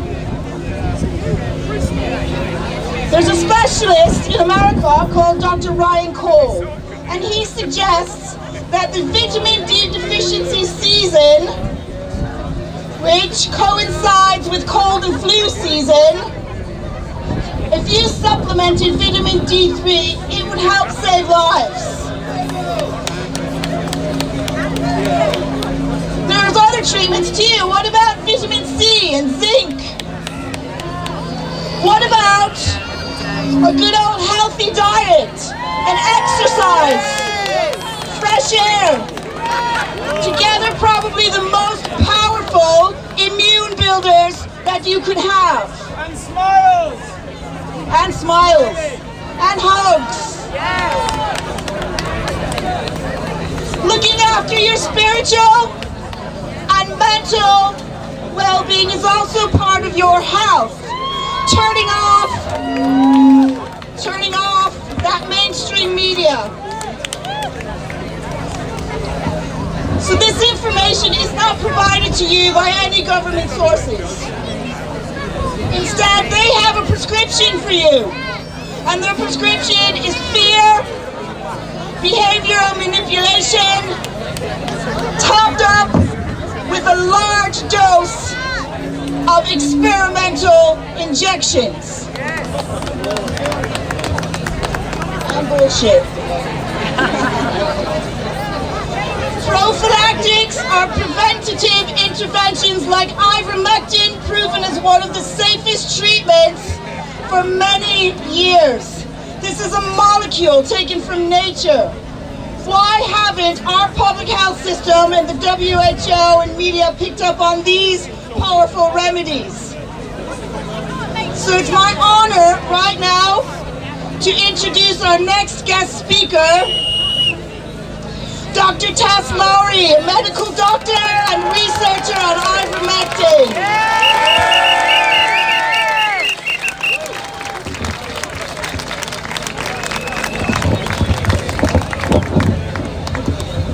Thank you.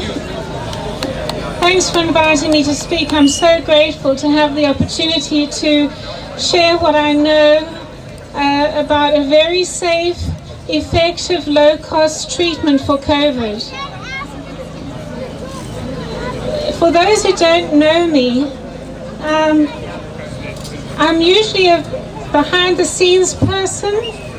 I'm a medical doctor and a researcher, and I have a company in Bath called the Evidence-Based Medicine Consultancy. It's an independent medical research company. We only do non-profit work, we do no industry-sponsored work, and we have no conflicts of interest. I have no shares in any pharmaceutical company.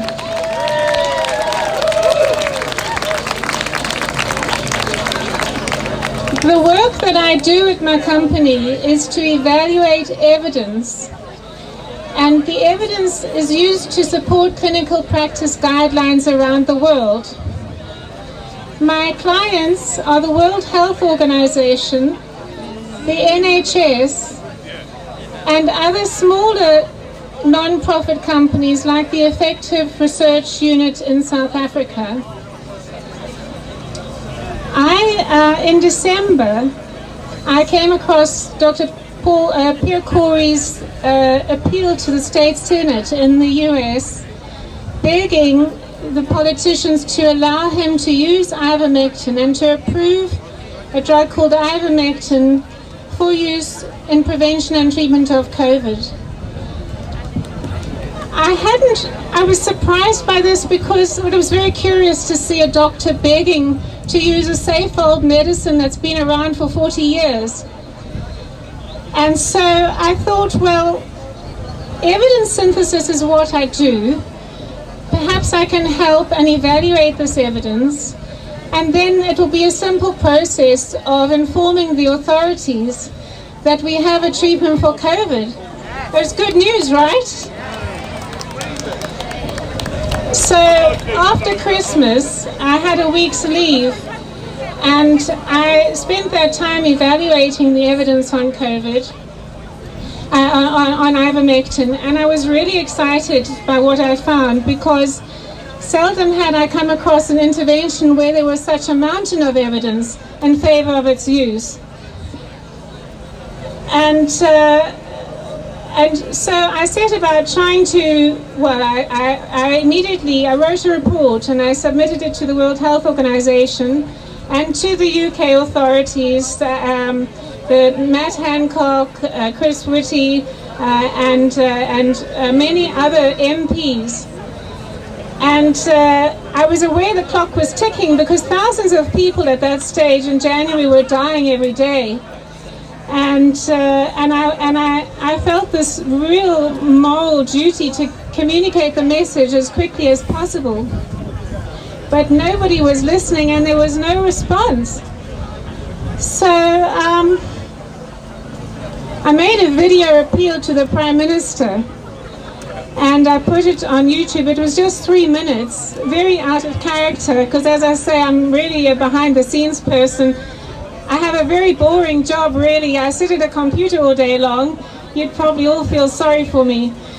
But I made this video appeal and put it on YouTube, and it was taken down very quickly. And I was accused of misinformation. So I thought, well, perhaps my evidence is not convincing because it's just me. And so I put together a team of very experienced systematic reviewers that I've worked with for years. And together we started evaluating the evidence again from scratch. And by early February, we worked night and day, all of us. And by early February, we had a very convincing review done very rigorously using Cochrane methodology, which I'm very familiar with. And it was evident that ivermectin reduces the risk of death by around 70% if you've got COVID. And it also reduces your risk of COVID infection if you're a healthcare worker or a frontline worker if you take it preventatively by around 86%. So we tried to get this very important information published, and at the same time I put together a meeting which we called the British Ivermectin Recommendation Development Meeting, and it was based along the World Health Organization guidelines, because this was the only way I knew how to deal with evidence like this, and it's what I do routinely for teams at the World Health Organization. We put the evidence in what's called an evidence to decision framework, and invited stakeholders, health professionals, professors from around the world, and also patient representatives. We had about 65 plus 7 or 8 steering group members who were medical doctors in the UK.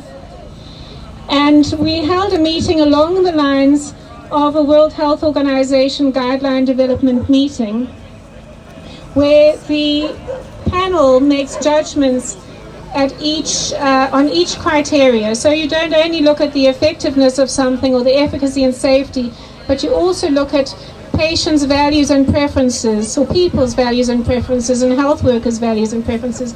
And also the resource use, you look at whether it's a fair intervention, equity, and whether it's acceptable and feasible. And then after looking at this whole body of evidence, the group makes a recommendation. So the recommendation that the BIRD meeting, where it came out of the BIRD meeting from this panel, was that ivermectin should be recommended immediately for the treatment and prevention of COVID-19. And the mandate I was given by the people attending the meeting was that I was to communicate this message as soon as possible to all the authorities around the world. Because the BIRD meeting had representatives from 15 countries, at that point. And the Bird Group, the conference we had 2 weeks ago, where we had experts and experts of research as well as clinical practice, people, doctors who are using ivermectin, presenting their evidence and experience. We had representatives from over 35 countries, and we're trying to get ivermectin approved globally as soon as possible.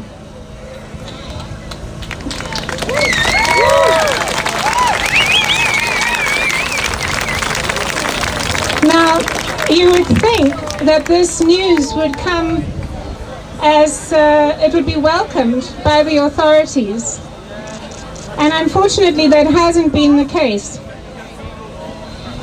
We have sent evidence, the evidence to decision framework, the process, the proceedings. We've sent real-world data from numerous countries around the world where ivermectin is employed, and we have sent dossiers to the World Health Organization, to the American NIH, the FDA, the UK's Medicines Health Product Regulatory Authority, the Therapeutic Task Force, and of course our health department. And we have still had no response. So it was very ironic to see that our Prime Minister is planning to has put together a special task force to look for an antiviral treatment that can be used early on in an infection with COVID. You know, it's terribly ironic, and it would be very funny if it wasn't tragic. Because they have known about ivermectin, I realize, long before I knew about it. Because since I embarked on this ivermectin story, evidence journey, or whatever it is, I have learned from other health professionals and Professor Emeritus around the world, one particular professor in Australia, who has communicated with our health ministry in September last year, September, October, November, informing them that ivermectin should be employed in the UK and it would save thousands of lives. And they have ignored this evidence. So I have absolutely no doubt that they will continue to ignore the evidence. And I have, in fact, anything that I post on ivermectin, and I've never been a controversial person in any way, everything I post on ivermectin, just pure science and evidence, gets systematically removed from the platform, be it YouTube, Vimeo, LinkedIn, Twitter, you name it.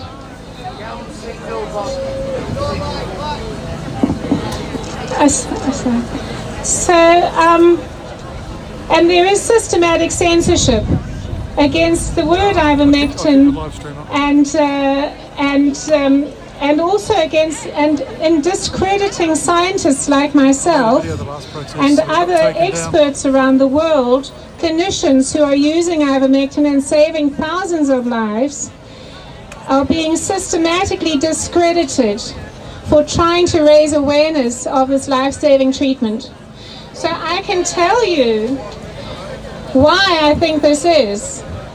It is because the COVID pharmaceutical industry is worth hundreds of billions of dollars every year, and ivermectin costs peanuts. If the ivermectin had been employed last year, there would have been no need for lockdowns. Emergency use authorizations would not have been permitted, because emergency use authorizations are only permissible if there is no approved treatment for COVID. So, for me, ivermectin is the key to turning this whole pandemic around. And me and my team and the people working to try and communicate the message cannot get it out fast enough We need the public's help.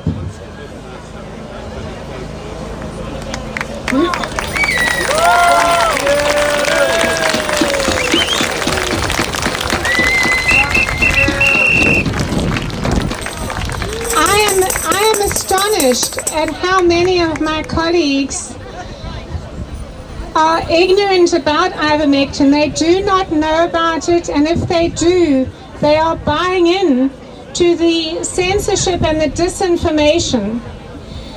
So I would just like to reinforce how safe ivermectin is. Ivermectin has been given 4 billion times around the world. People in low and middle income countries, many are using it constantly to protect against worms. Countries that have mass administration campaigns against worms have low incidences of COVID. They had much lower deaths of COVID. And if you look at the World Health Organization's pharmacovigilance database, now the World Health Organization is one of the key authorities, we could say the authorities, that the other authorities are looking to for guidance or using the same strategy of saying that ivermectin is dangerous. Well, it's their very databases, their pharmacovigilance databases, that show that it's one of the safest medicines in the world. And if you compare the deaths due to ivermectin since 1992 on the WHO's pharmacovigilance database, there are 19 deaths associated or attributed, registered against ivermectin since 1992, and about 5,000 adverse events. Today, if you look at that same database and you can look at remdesivir or the COVID vaccines, you will see nearly 5,000 deaths on that database, the WHO's database, due to the vaccines, and over 700,000 adverse events. So they're applying this nonsensical double standards and expecting you and me to accept their word on it. We have to say no.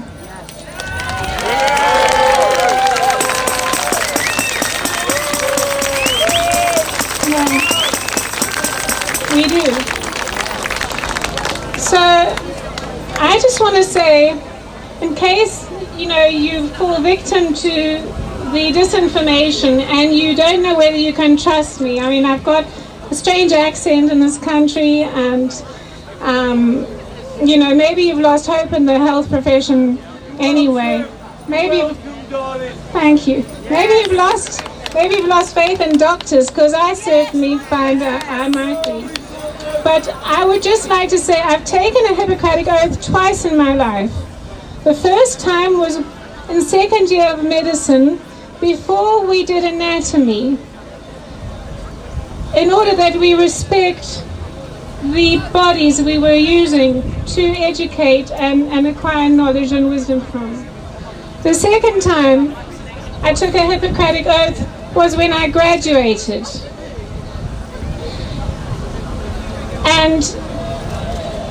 And I will say to you now, and I will promise you, that I intend to continue to do no harm, and I will always do the best for the people that I'm here to serve.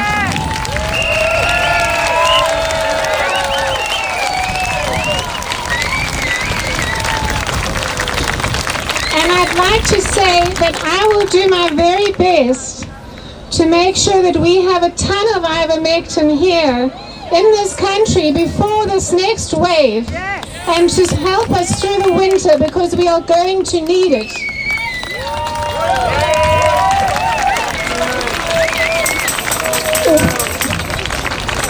We are going to need it for the vaccinated as well as the unvaccinated.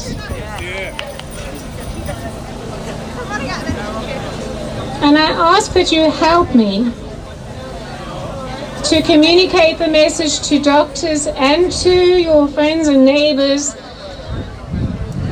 And we can keep up pressuring the authorities, although I have more faith in the public than in the authorities at the moment to help us get this done.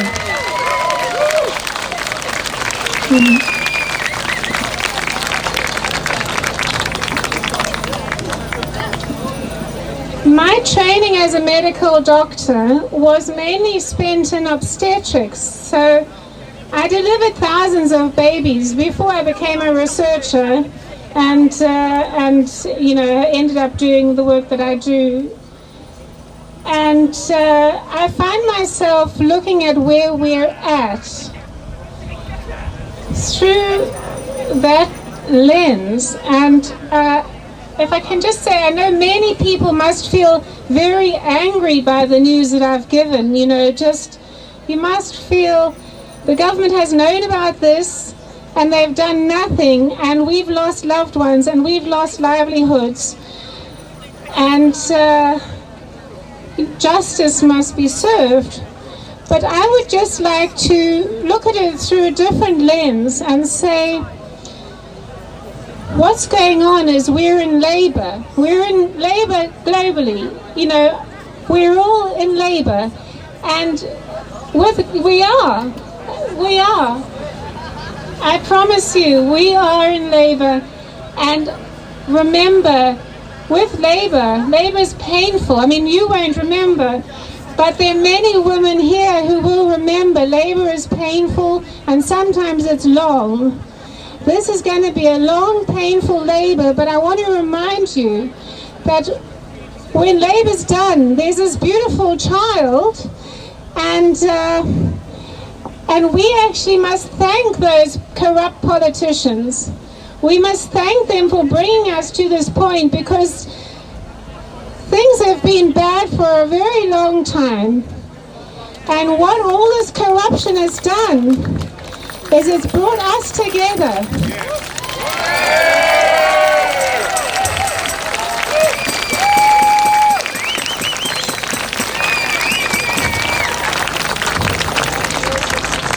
And women will know that once you're in labor, there's no turning back. There's only one way through it. You've got to endure the pain, you've got to push, push, push, and at the end of it, yes, it's bloody, it's messy, but you've got this beautiful new thing. You've got this beautiful new creation. And that's what we're working towards.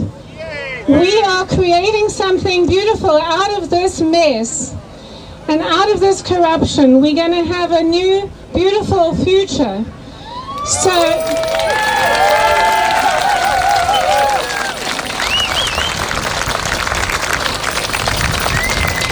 remember who you are. Remember who you are. Humanity is not a fearful, fearing, cowering spirit. Humanity is love and courage. Yes. And endurance. Yeah, love, courage, endurance. That's us. That's the human spirit. We love you too. So stand with me, let's stand up, let's say no, and let's demand access to the basic human right. Useful medicines, useful generic medicines should be everybody's right. Thank you.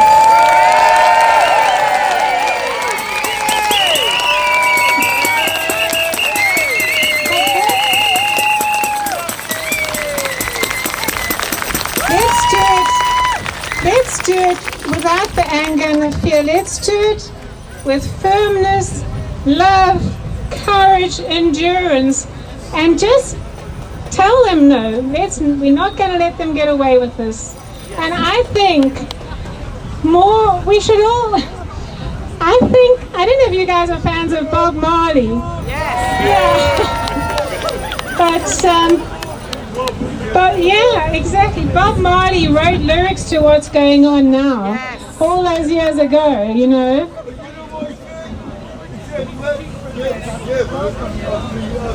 He said, and he also said, don't worry, you know. So if you guys want to sing with me, I've never done this before in my life. but I know a verse because I sing it in my car every day. It keeps me up. And it's don't worry about a thing, 'cause every little thing is gonna be alright. Don't worry about a thing, 'cause every little thing is gonna be alright. Rise up this morning, smiled at the rising sun. 3 little birds were by my doorstep, singing sweet songs of melodies pure and true. This is my message to you. Singing, don't worry about a thing, 'cause every little thing is gonna be alright. Ivermectin! Don't worry, singing, don't worry about a thing, 'cause every little thing is gonna be alright. Don't worry, please.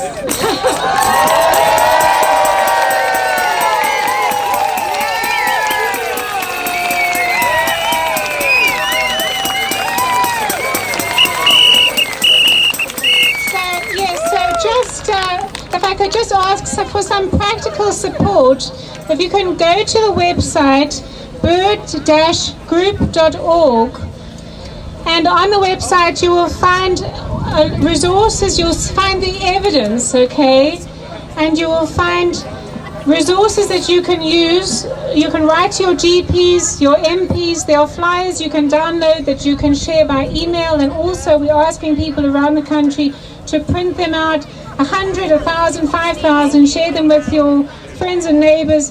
We cannot do this on social media with ease because of the censorship. We need to make this a grassroots thing, and we need to spread the message like wildfire around the country because we're running out of time and we need this medicine. Can you repeat the website?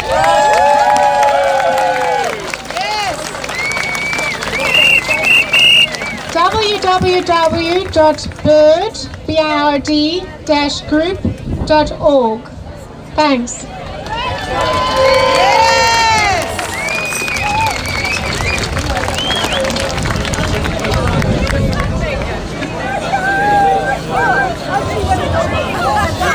Thank you so much. Thank you, Dr. Lowry. Okay, I know it seems long. We organized all these guest speakers for you. It was very important, believe it or not. I had 10 more people on the list wanting to speak today. If you could bear with us, as I said at the beginning, there are other marches happening for other causes in town, and we're just making sure the streets are clear so we can make a loud noise as we walk through. So bear with us, please. Okay, next. I have a retired nurse who holds a PhD in medical discourse and has worked on WHO policies in the Middle East and in Africa. Please welcome Dr. Judith Brown to talk a little bit about what's happened in India. Thank you.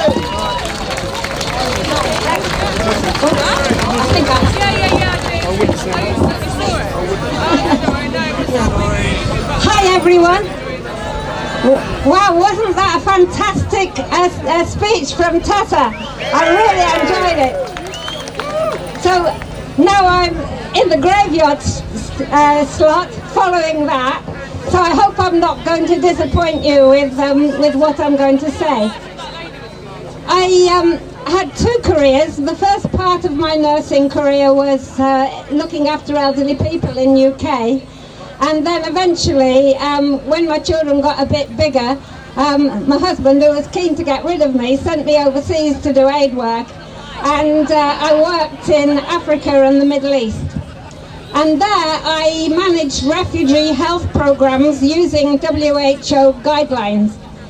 And like Dr. John Rogers, I knew the WHO guidelines for controlling infections. That was my bread and butter. That was what I did every day. I knew it. So as soon as the COVID was announced and these unfathomable restrictions happened, I knew that something was wrong. Now, when I finished my work overseas, I came back and did a PhD. And the reason was that, particularly in the Middle East, I'd seen something that was very different to what I expected to see. Because I saw a sort of a wonderful, warm people who had been oppressed in Lebanon, in Palestine, and in Yemen, where I spent a lot of time. And the media discourses was that very negative towards Muslims and Arabs, and that wasn't my experience. For example, after 9/11, I spoke to the daughter of a friend of mine and said, do you want to be a doctor like your mum and dad? And she said, in all honesty and calmly and rationally, I would like to be a doctor if George Bush doesn't kill me. And she said it quite calmly, and it suddenly struck me how in danger people felt. There was a turning point in my career, because when I was in Lebanon, I wasn't working with Lebanese people, but I knew somebody who was helping people cope with post-traumatic stress in Lebanon during the war. And we went and spoke to this woman who had seen her small child beheaded in front of her. And suddenly everything that I'd thought in the past didn't make sense. I just saw a sort of like a real suffering woman who had so much. To lose your child is bad enough anyway, but to see your child beheaded in front of you must have been the worst possible experience that any mother could have.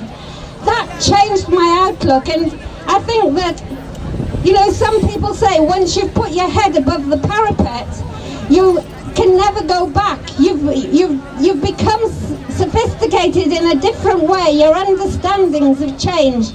And so not only was I very surprised at the lack of compliance with tried and tested techniques for controlling infection, but because when I came back I'd done a PhD examining why I had been deceived all these years about Arabs and Muslims and the things that were happening in the Middle East.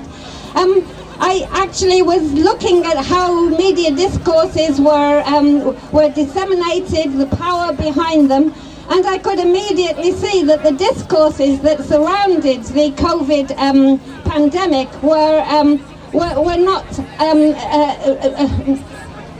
real. They were, for example, there was no dissenting discourses saying, but lockdown isn't really a good idea, although I knew that was the WHO policy.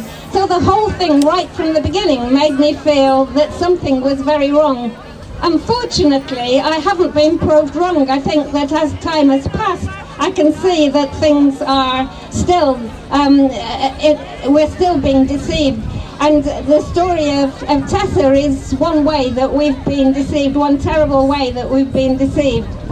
And I'm now moving on to India because from my earlier experiences, and I've met a lot of people in India who've sent me lots of information, and so I knew quite a lot about the situation in India right from the beginning. And of course India is important to the discourse at the moment, what's happening, because what they want to do is to keep people frightened. And so to say that so to emphasize what's happening in India and to talk about the new Indian variant is one way that it can keep people on their toes. Now, India is a very large country and very diverse country. You can't really describe India as a single entity, but it is a very densely crowded country, and it's got a huge population, and so 1.4 billion people, and so therefore the number of deaths that are recorded are not, they might be relevant if you have 3,000 deaths in a day in UK, for example, or Belgium, but in India 3,000 deaths a day is not highly significant. So just to say, put that in context, of course there are people that are in India that are dying from COVID, and all of us, you know, regret that and wish that something different was happening. But again, this also feeds into the story of Tessa, because it's also a story of ivermectin. Because when India had its first cases in March last year, first of all, for the first 2 months it used hydrochloroquine quite effectively, and the numbers stayed reasonably low. And then they changed and started using remdesivir, which wasn't so effective, and the numbers of COVID cases started increasing. I don't know whether any of you knew that last year there was a terrible lockdown that started in India in May, in as much as on a single day the government announced that there was going to be a total lockdown. And of course, in big cities like Delhi and Mumbai, there were a great many migrant workers. Transport had stopped, but they had to get back to their villages because they hadn't got anywhere to live in the cities of Delhi and Mumbai once their work was no longer operating. And a lot of these people went back to their home state. And one state in particular, which was Uttar Pradesh, which is in the north, huge state, 204 million people, so 3 times as big as UK. The governor there had masses of people come back from Mumbai and from Delhi who moved into to their home cities like Agra, and brought with them the COVID viruses which had been in the places of their work. So the governor of Uttar Pradesh had heard about ivermectin, and he decided that he was going to adopt a policy of using ivermectin.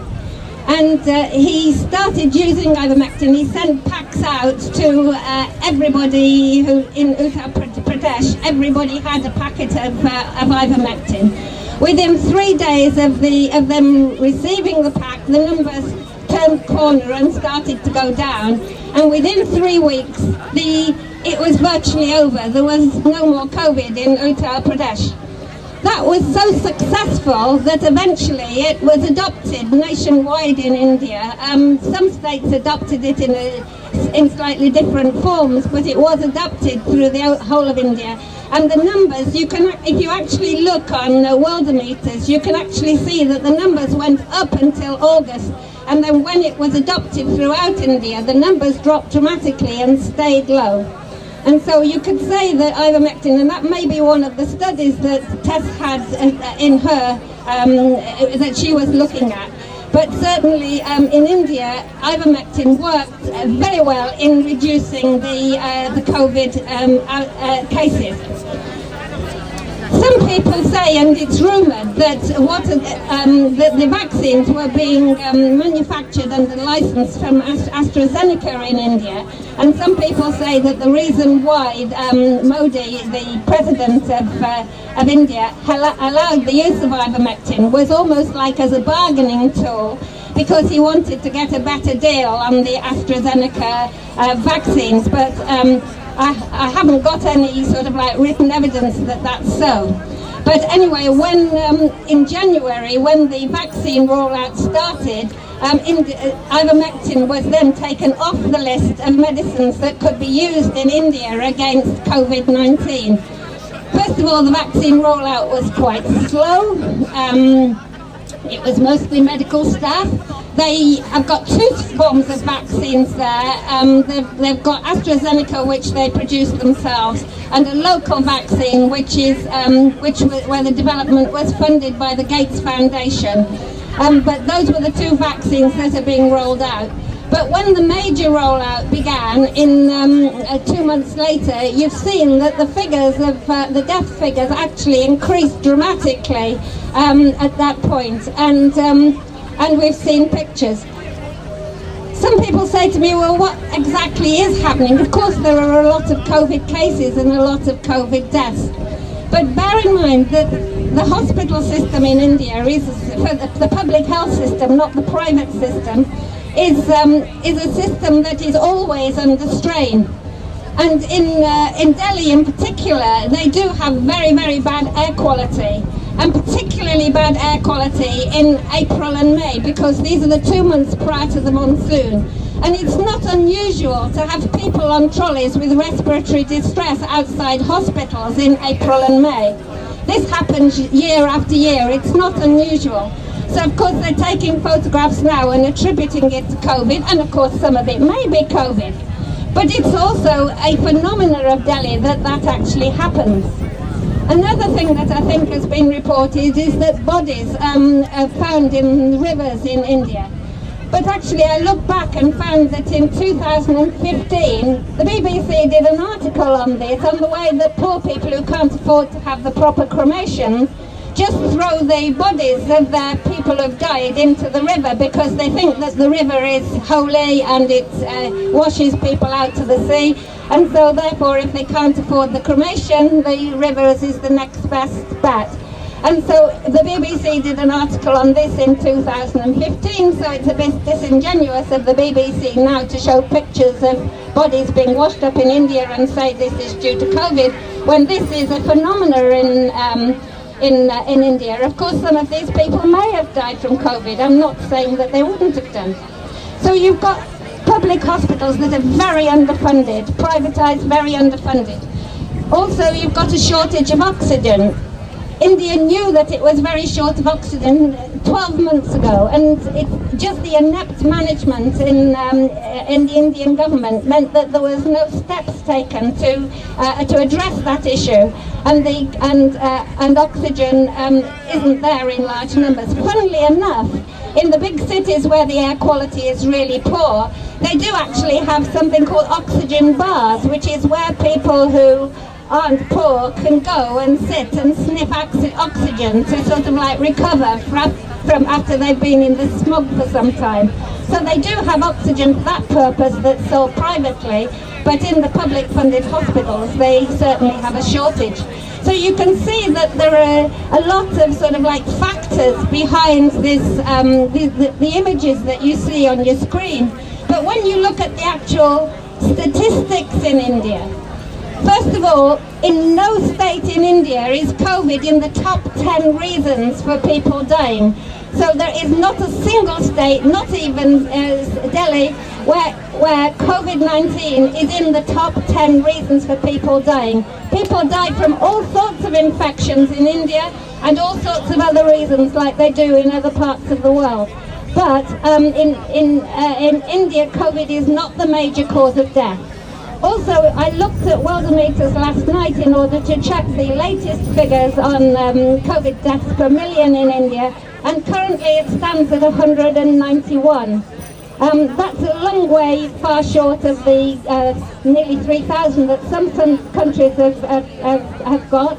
And in UK we've got 1,870 or something like that, deaths per million. So it's approximately a tenth the amount of COVID deaths overall, or COVID attributed deaths that we've had in UK.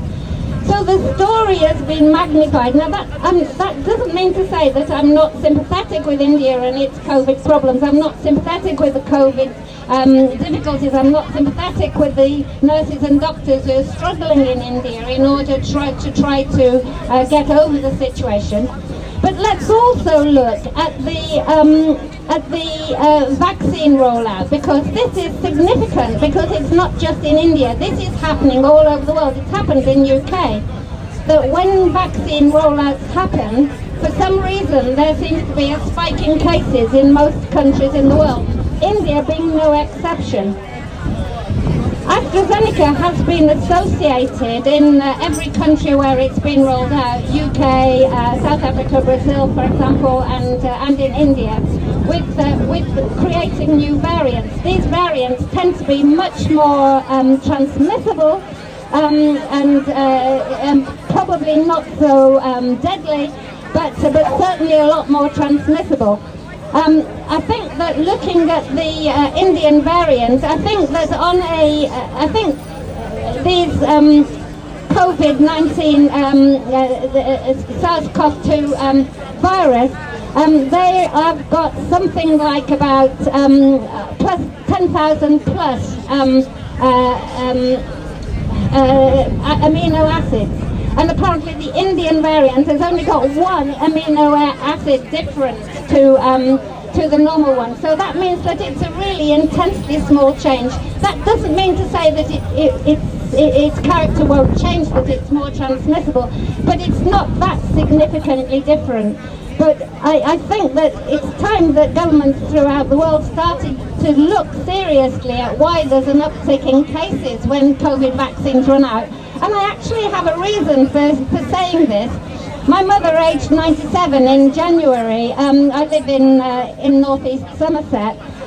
When the vaccine rollout happened, a lot of people locally got COVID-19. My mother didn't have the vaccine because she's 97 and very frail, and she couldn't get out of her flat to the vaccination centre, which was next door to her block of flats. For whatever reason, during that time, on her 97th birthday, she went to bed and said that she felt tired.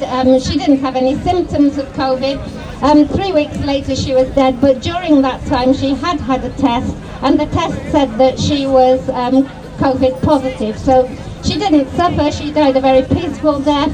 She didn't have any breathing problems, she didn't have any low oxygen levels, but she did die. So I think that this vaccine rollout that happened in northeast Somerset in January was one of the reasons why my mother died at that particular time. She was 97. She didn't suffer. It was a magnificent death, so I don't feel angry about it, but I'm just pointing out that I do have a personal interest in that particular story. So, what's the situation now? Well, about 2 weeks ago, India said that it was going to start using, or it is recommended that Ivermectin could be used again for mild cases. And some states have taken that seriously. I think 4 states have started using it. 2 states, which is Goa and one other, I can't remember the name of it, have decided that what they're going to do is to give a 5-day course to every single adult citizen in that state. What has been the reaction of the World Health Organization? But they have obviously condemned that and said that the Indian people are subject to a dangerous new drug, and it shouldn't be used, even though it was used successfully in India between August and January in the past year. So I think that tells the story of Ivermectin, and of course it feeds into as well to my story of media discourses and my feeling that we've been deceived and misled, because if India does use Ivermectin more seriously and the number of cases fall, it will be interesting to see whether the media start reporting that the reason for the falling cases was the use of Ivermectin, a very safe drug that's been used for a number of years, including being used effectively in India last year. So thank you very much, and I hope that you can, what I'm frequently asked, and I know that lots of people frequently say, what's going on in India? So I hope that you can remember some of these stories, some of these things that I've told you, because it will help you to counteract some of the disinformation that we hear on the media about India at the current moment in time. Thank you.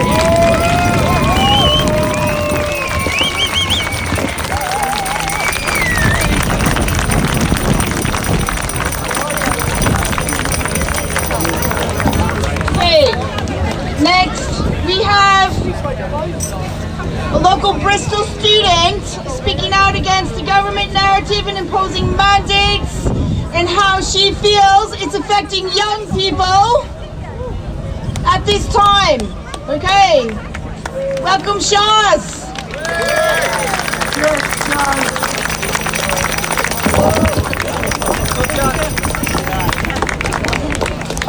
Hello everyone, it's good to see you all today during these unprecedented times. My name is Shaz, I'm 18 years old. I'm a student who studies music production in college here in Bristol, and I am here today because I'm standing up against the government narrative and the vaccination scheme that is impacting our lives. And as we begin to enter our independent lives.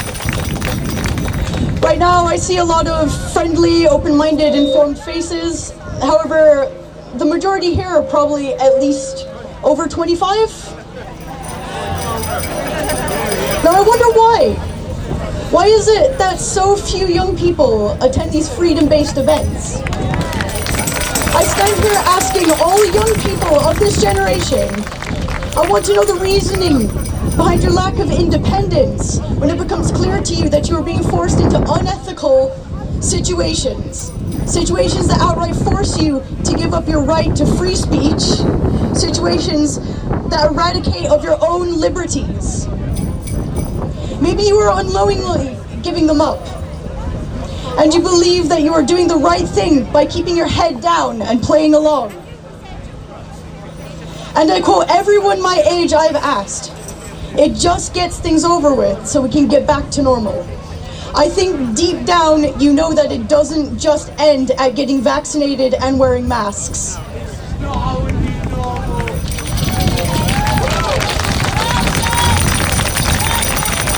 Thank you. The impacts government mandates that have had on our age groups are serious. So serious, we need to take a stand. We are one of the hardest hit and most vulnerable. Our social interaction, education, physical, and especially mental have all been invaded. From my experience being around other people my age, I think it ultimately comes down to fear. Fear stemming from our lack of confidence to speak out, and fear being fed to us and forced down our throats through social media and other mainstream media. Everywhere our eyes seem to roam. A constant onslaught of adverts, posters, articles, and mainstream news that if you don't get vaccinated and you don't comply with what they say, you'll kill everyone you love. How do you think that makes us feel? Having to carry that guilt around everywhere we go. That fear invoked upon you in combination with hopelessness and a little unintentional laziness as well. Glued to social apps, collecting your data and previous patterns.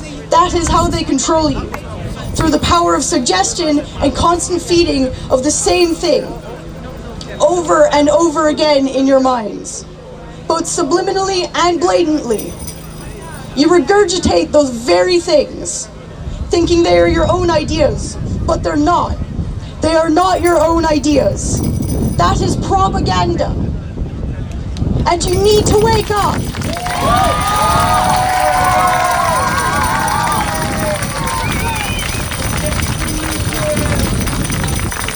Ultimately, it is a choice. You choose to be ignorant of the truth, and you choose to ignore the obvious devious influences because it's easier for you. It allows you to continue living carbon copy lives without your individual conflicts in the society that they set up for you.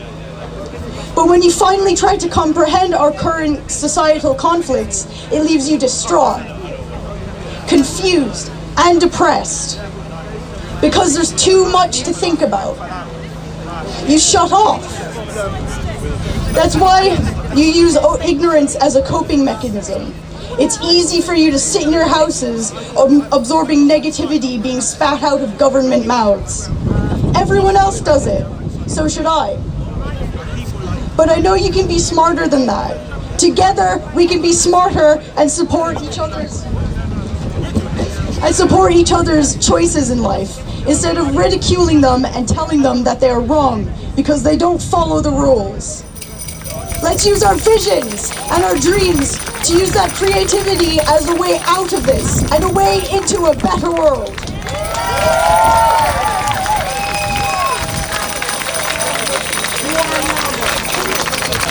In the past year, COVID-19 and lockdowns have been linked to the rising rates of suicide amongst teenagers. Reports of depression have doubled since the announcement of the first lockdown. Lockdowns are preventing us from socializing and communicating with each other. They've kept us locked away indoors, making us feel hopeless and isolated against our will, with nothing but ourselves and our festering minds for long periods of time. It's no wonder depression and anxiety have rapidly increased in the past year. And this doesn't go away.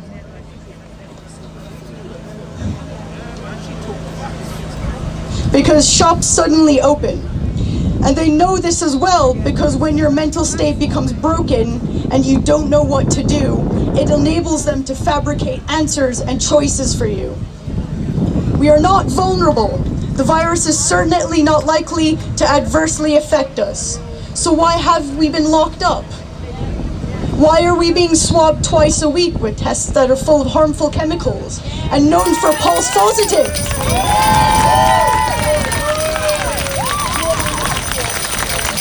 And guess what? Surprise, surprise, everyone.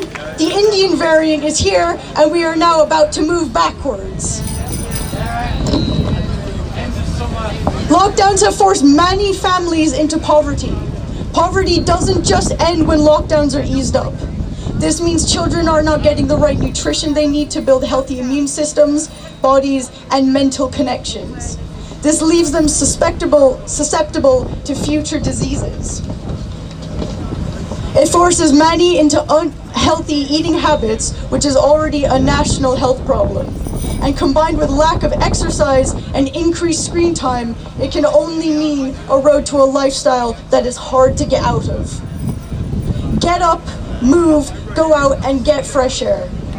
Eat healthier.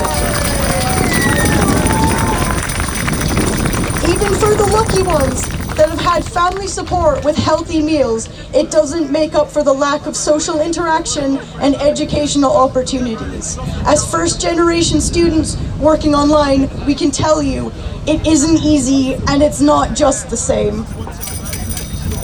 When we finally do get a chance to go outside, we are muzzled.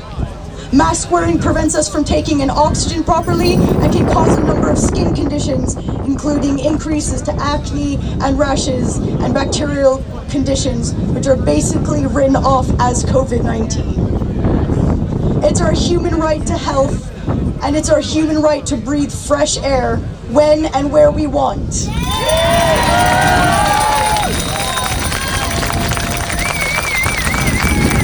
It's not just detrimental to your physical health to wear a mask, it's also symbolic as well.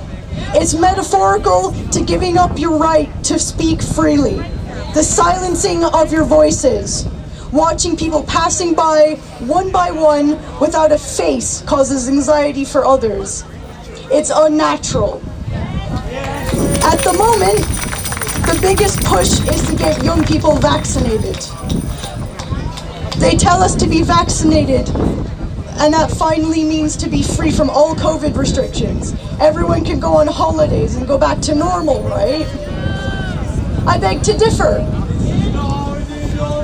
Professor Adam Finn from the University of Bristol told The Times, "We need to be in a position to immunize children, particularly teenagers, promptly and efficiently if we need to." Vaccinate us with what? With experimental gene therapy that has only been safety tested over a period of 6 weeks on just over 2,000 people, 12 to 15 years of age.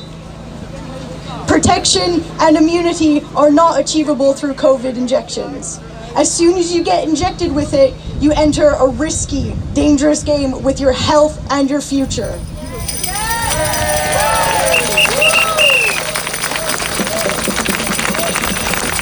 The This is especially dangerous for children and younger generations because that doesn't happen with the vaccine now. Might show up in years in the future when it matters most. Are the yellow card scheme reports of blood clotting in young and healthy enough? How about the various reports of women's menstruating out of their cycles or past menopause? How about the reports of severe pain that leaves women unable to walk for hours and even days? It affects men as well. We haven't even reached the long-term effects yet. Are these the first signs of forced infertility? Time will tell. The emergency for children is that these powerful drug dealers are pushing them to be injected with completely new experimental mRNA shots that have no long-term safety data, but most of all, are not necessary.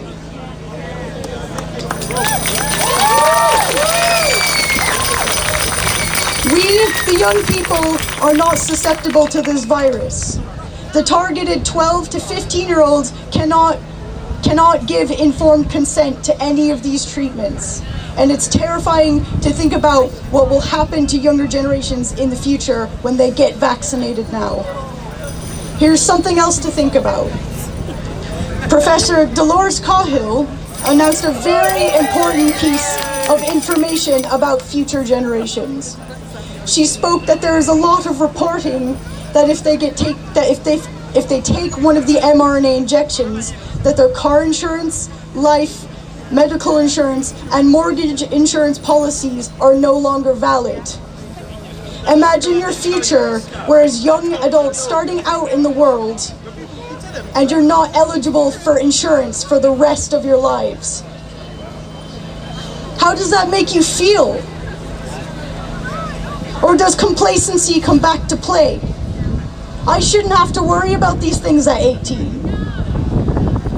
Young people need to start standing up for their own rights and freedom and start questioning what information is being fed to them.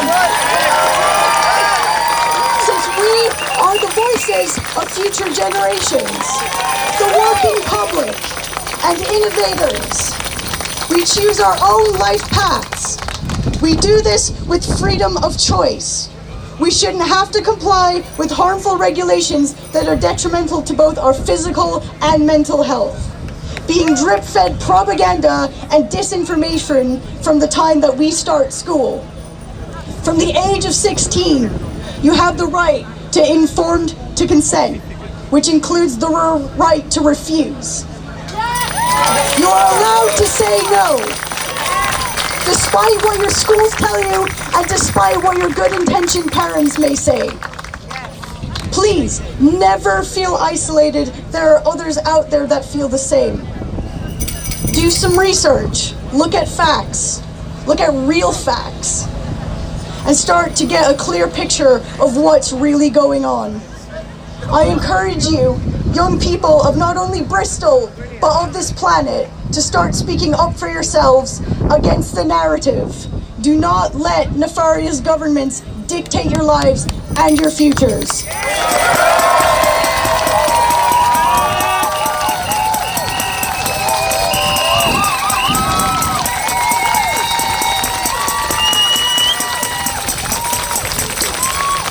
Thank you.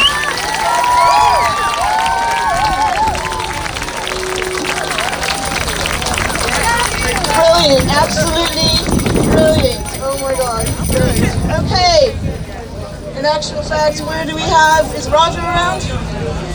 Roger Clark? Still here? Maybe not? No? Okay, right, closing speaker today is Dan Aston Gregory, host of Pandemic Podcast, here to tell us about upcoming G7 Summit. All right, everyone, welcome Dan.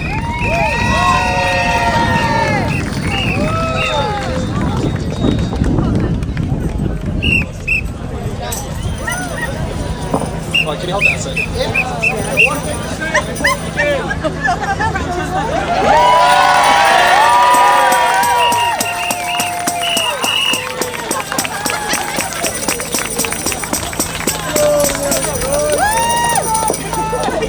All right, good afternoon, everyone. How's everyone doing? Oh, come on, this is Bristol. We're better than that. How's everyone doing? Now we're talking. Listen, I know you've been stood here for hours this afternoon. Firstly, I want to commend you for being here, for standing for these hours. And the first thing I will say is the biggest thing I've learned in my life is that it takes getting uncomfortable to create change. Now, you may be uncomfortable now, but believe me, this is the beginning of creating change. What we've witnessed here today in Bristol is a gathering of people who see the world differently. And it's important that we recognise that we are neighbours, we are brothers, we are sisters, and we can see the world differently, and it's okay to do that. So my name is Dan Aston Gregory. I live here in this city. I'm a Bristol-based business owner, and I've been covering the issues facing the pandemic on my podcast called The Pandemic Podcast now for several months. But what led to me doing that was a crisis point in August last year when I started seeing young children being separated in the playground in schools. And in some places around the world, children literally being placed in boxes, perspex boxes, away from one another. And at that moment, enough was enough.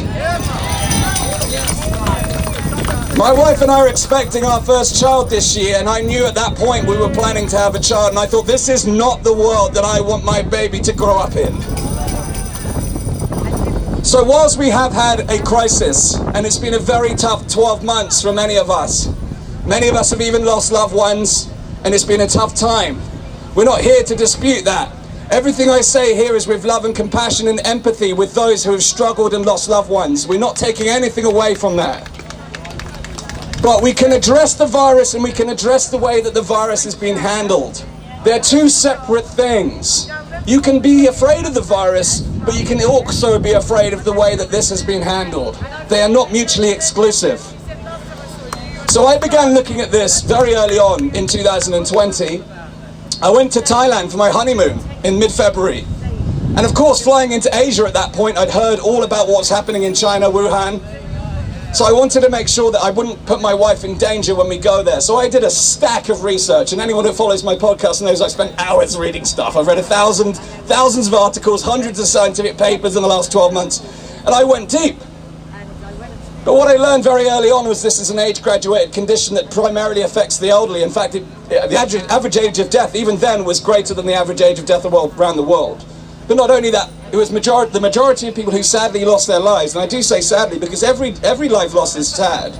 It leaves relatives beside themselves. But that's not restricted to COVID. Every death is important. But I noticed that the people who were dying had 3 to 4 different healthcare conditions. They were typically in the elderly, and of course there's exceptions. So when I flew back from my honeymoon, and within a week we were in lockdown, I thought, what on earth is going on? How did this happen? It didn't make sense to me. So since that moment, I've been following the science, I've been reading about all the different things, and there's a increasing divide between the reality of the situation and the way that the press and the government have been portraying what has been going on. And when I reached that point in August, when I said enough is enough, I put a mark in the sand where I said I'm no longer going to be a passive observer of what's happening in the world. I am going to be an active participant in change.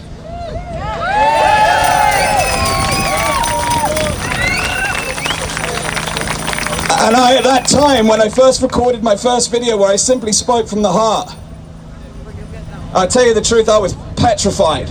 I was afraid. When I grew up, I was the quietest kid in school. You wouldn't believe it now. I honestly was. Speak to my parents. I had no confidence. Now, I've worked on that over my life.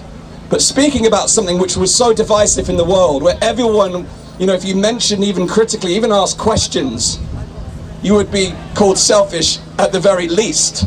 People were very insulting.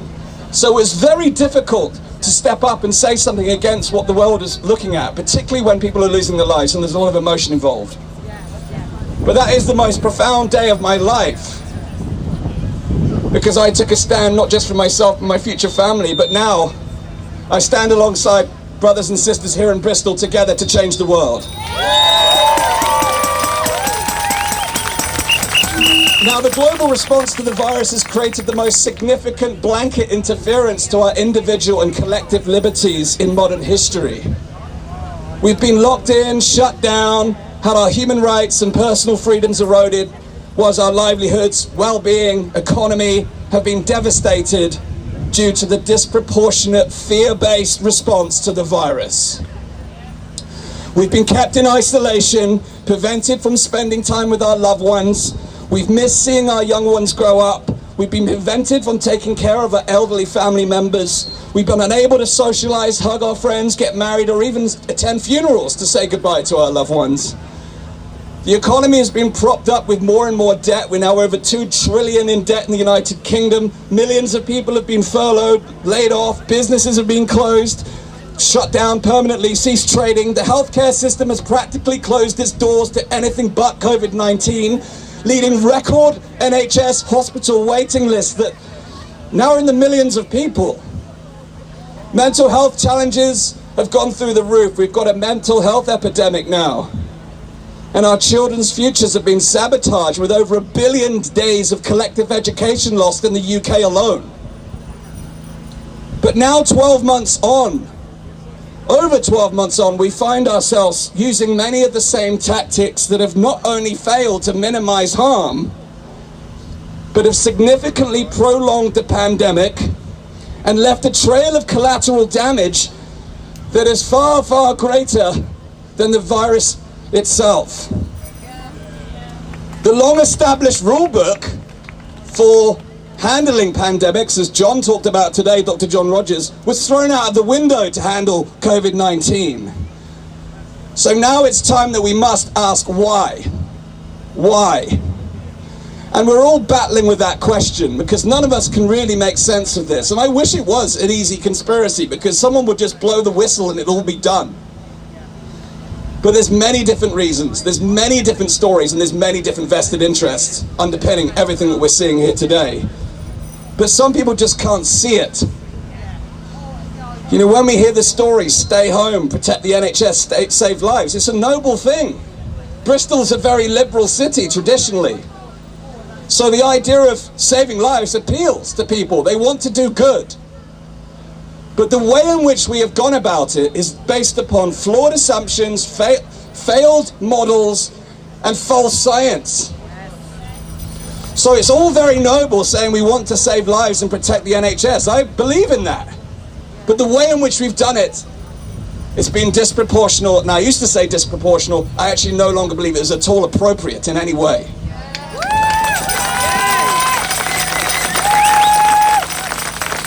The greatest challenge of all is that our government has been misrepresenting the facts, the data, that's putting it lightly, others would call it fraud. So what I don't understand is with so many lies, so many failures, how it's just us here today.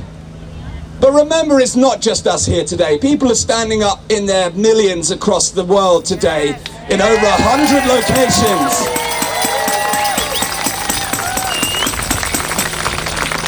This is just the beginning, because the sad thing is, the crazier the things get, the more it wakes people up.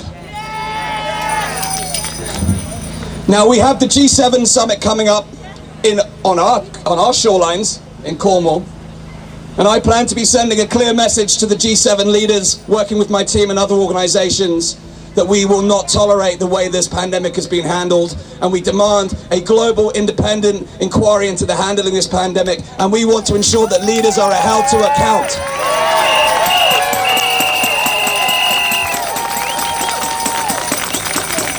We're tired of the misrepresentation, we're tired of the fear and the uncertainty, we're tired of the restrictions to our freedoms, we're tired of the violations of our human rights, and we're damn well tired of this new normal. You see, I believe the problems facing our planet right now cannot be solved with the same level of consciousness that got us into them. The same leaders that run the world right now will not be the same leaders that get us out of here. We need to advocate for conscious leaders to take us forward into a new dimension from here. The ongoing dominance of the outdated models of thinking are no longer acceptable in this world. Many of the leaders that represent the world's authorities that are supposed to represent the interests of the people on the planet are no longer fit for purpose. It's time for some new thinking about how to create a better world for the people and the planet for generations to come.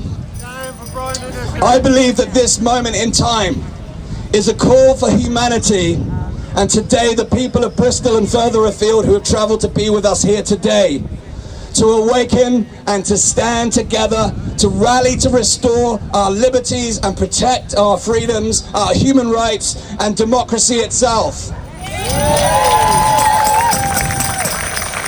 We're here to bring humankind together, united in peace, in love and compassion and in truth. We are here to advocate for conscious leaders who are committed to change. And we're here to transform human consciousness and empower the people so this never happens again.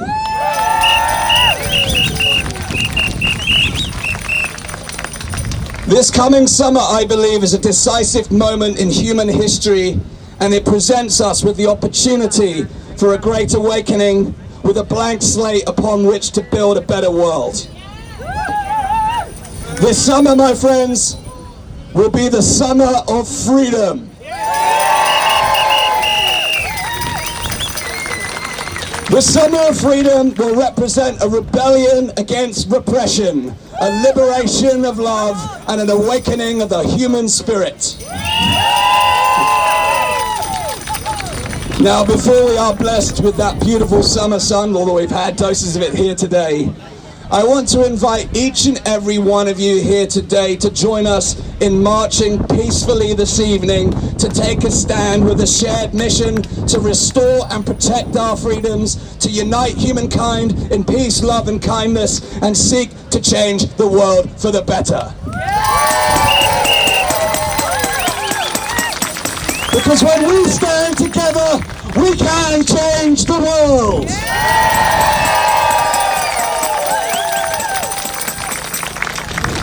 I want to thank everyone for being here today, and I want to thank everyone who's spoken from this stage today. There's been some wonderful information, and there has been so many great insights into what's been happening in the world. We spend a lot of time focusing on what is wrong in the world, but now it is time for us to start to build the solutions to create that better world. With positivity, with love, with heart, with compassion. And we need to reunite our brothers and sisters who we've fallen out with along the way. Because we're in this together. We're in this together, and we will not be divided. We will reunite with compassion and empathy, and we will rebuild bridges.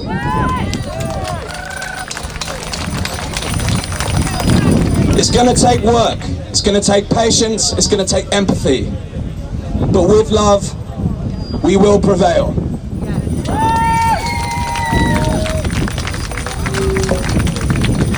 Now, I also want to say thank you to the police. This city, you may have seen, has seen devastation over the last few months, where protesting has tested people to the brink. We've seen riot vans, we've seen batons, we've heard horrible stories that Jo shared today that inspired her to take on the greatest challenge of her life in building Lawyers for Liberty. But today we've had a peaceful session. And I believe that today we've sent a powerful message not only to Bristol but to the rest of the world, that we can rise peacefully and that we can make the change we wish to see. Because we can be the change. We can be the change. But we must do that in a way that does not divide us further. We unite each other together, and when we unite we can create freedom, we can create change, and we can make a beautiful world for not only ourselves but the generations to come. And that is why I stand here today before you. So without further ado, I want to give a huge round of applause to our organisers today. Please do give us a huge round of applause.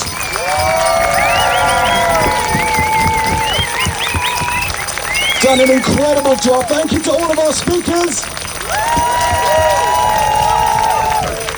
Thank you to the police who have allowed us to have this march and this protest peacefully. And lastly and importantly, thank you to each of you. Let's hear you, Bristol.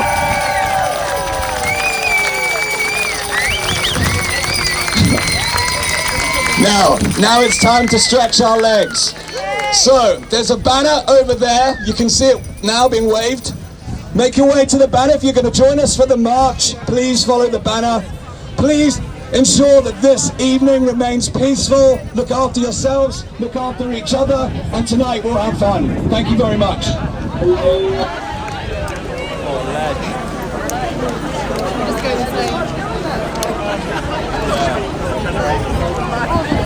Hello, just before you all go, I'm just going to give you a little bit of sound information.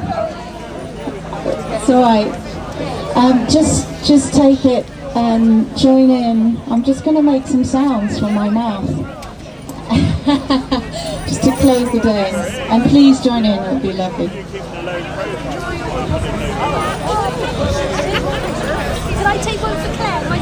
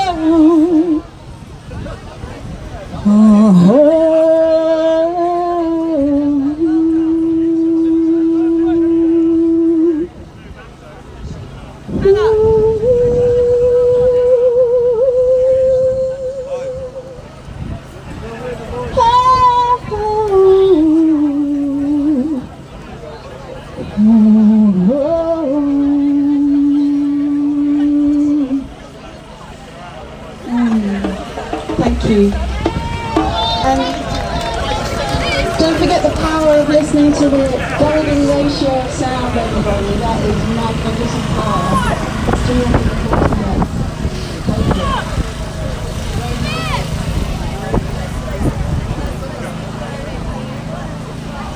They weren't going to come early, so I thought it was good.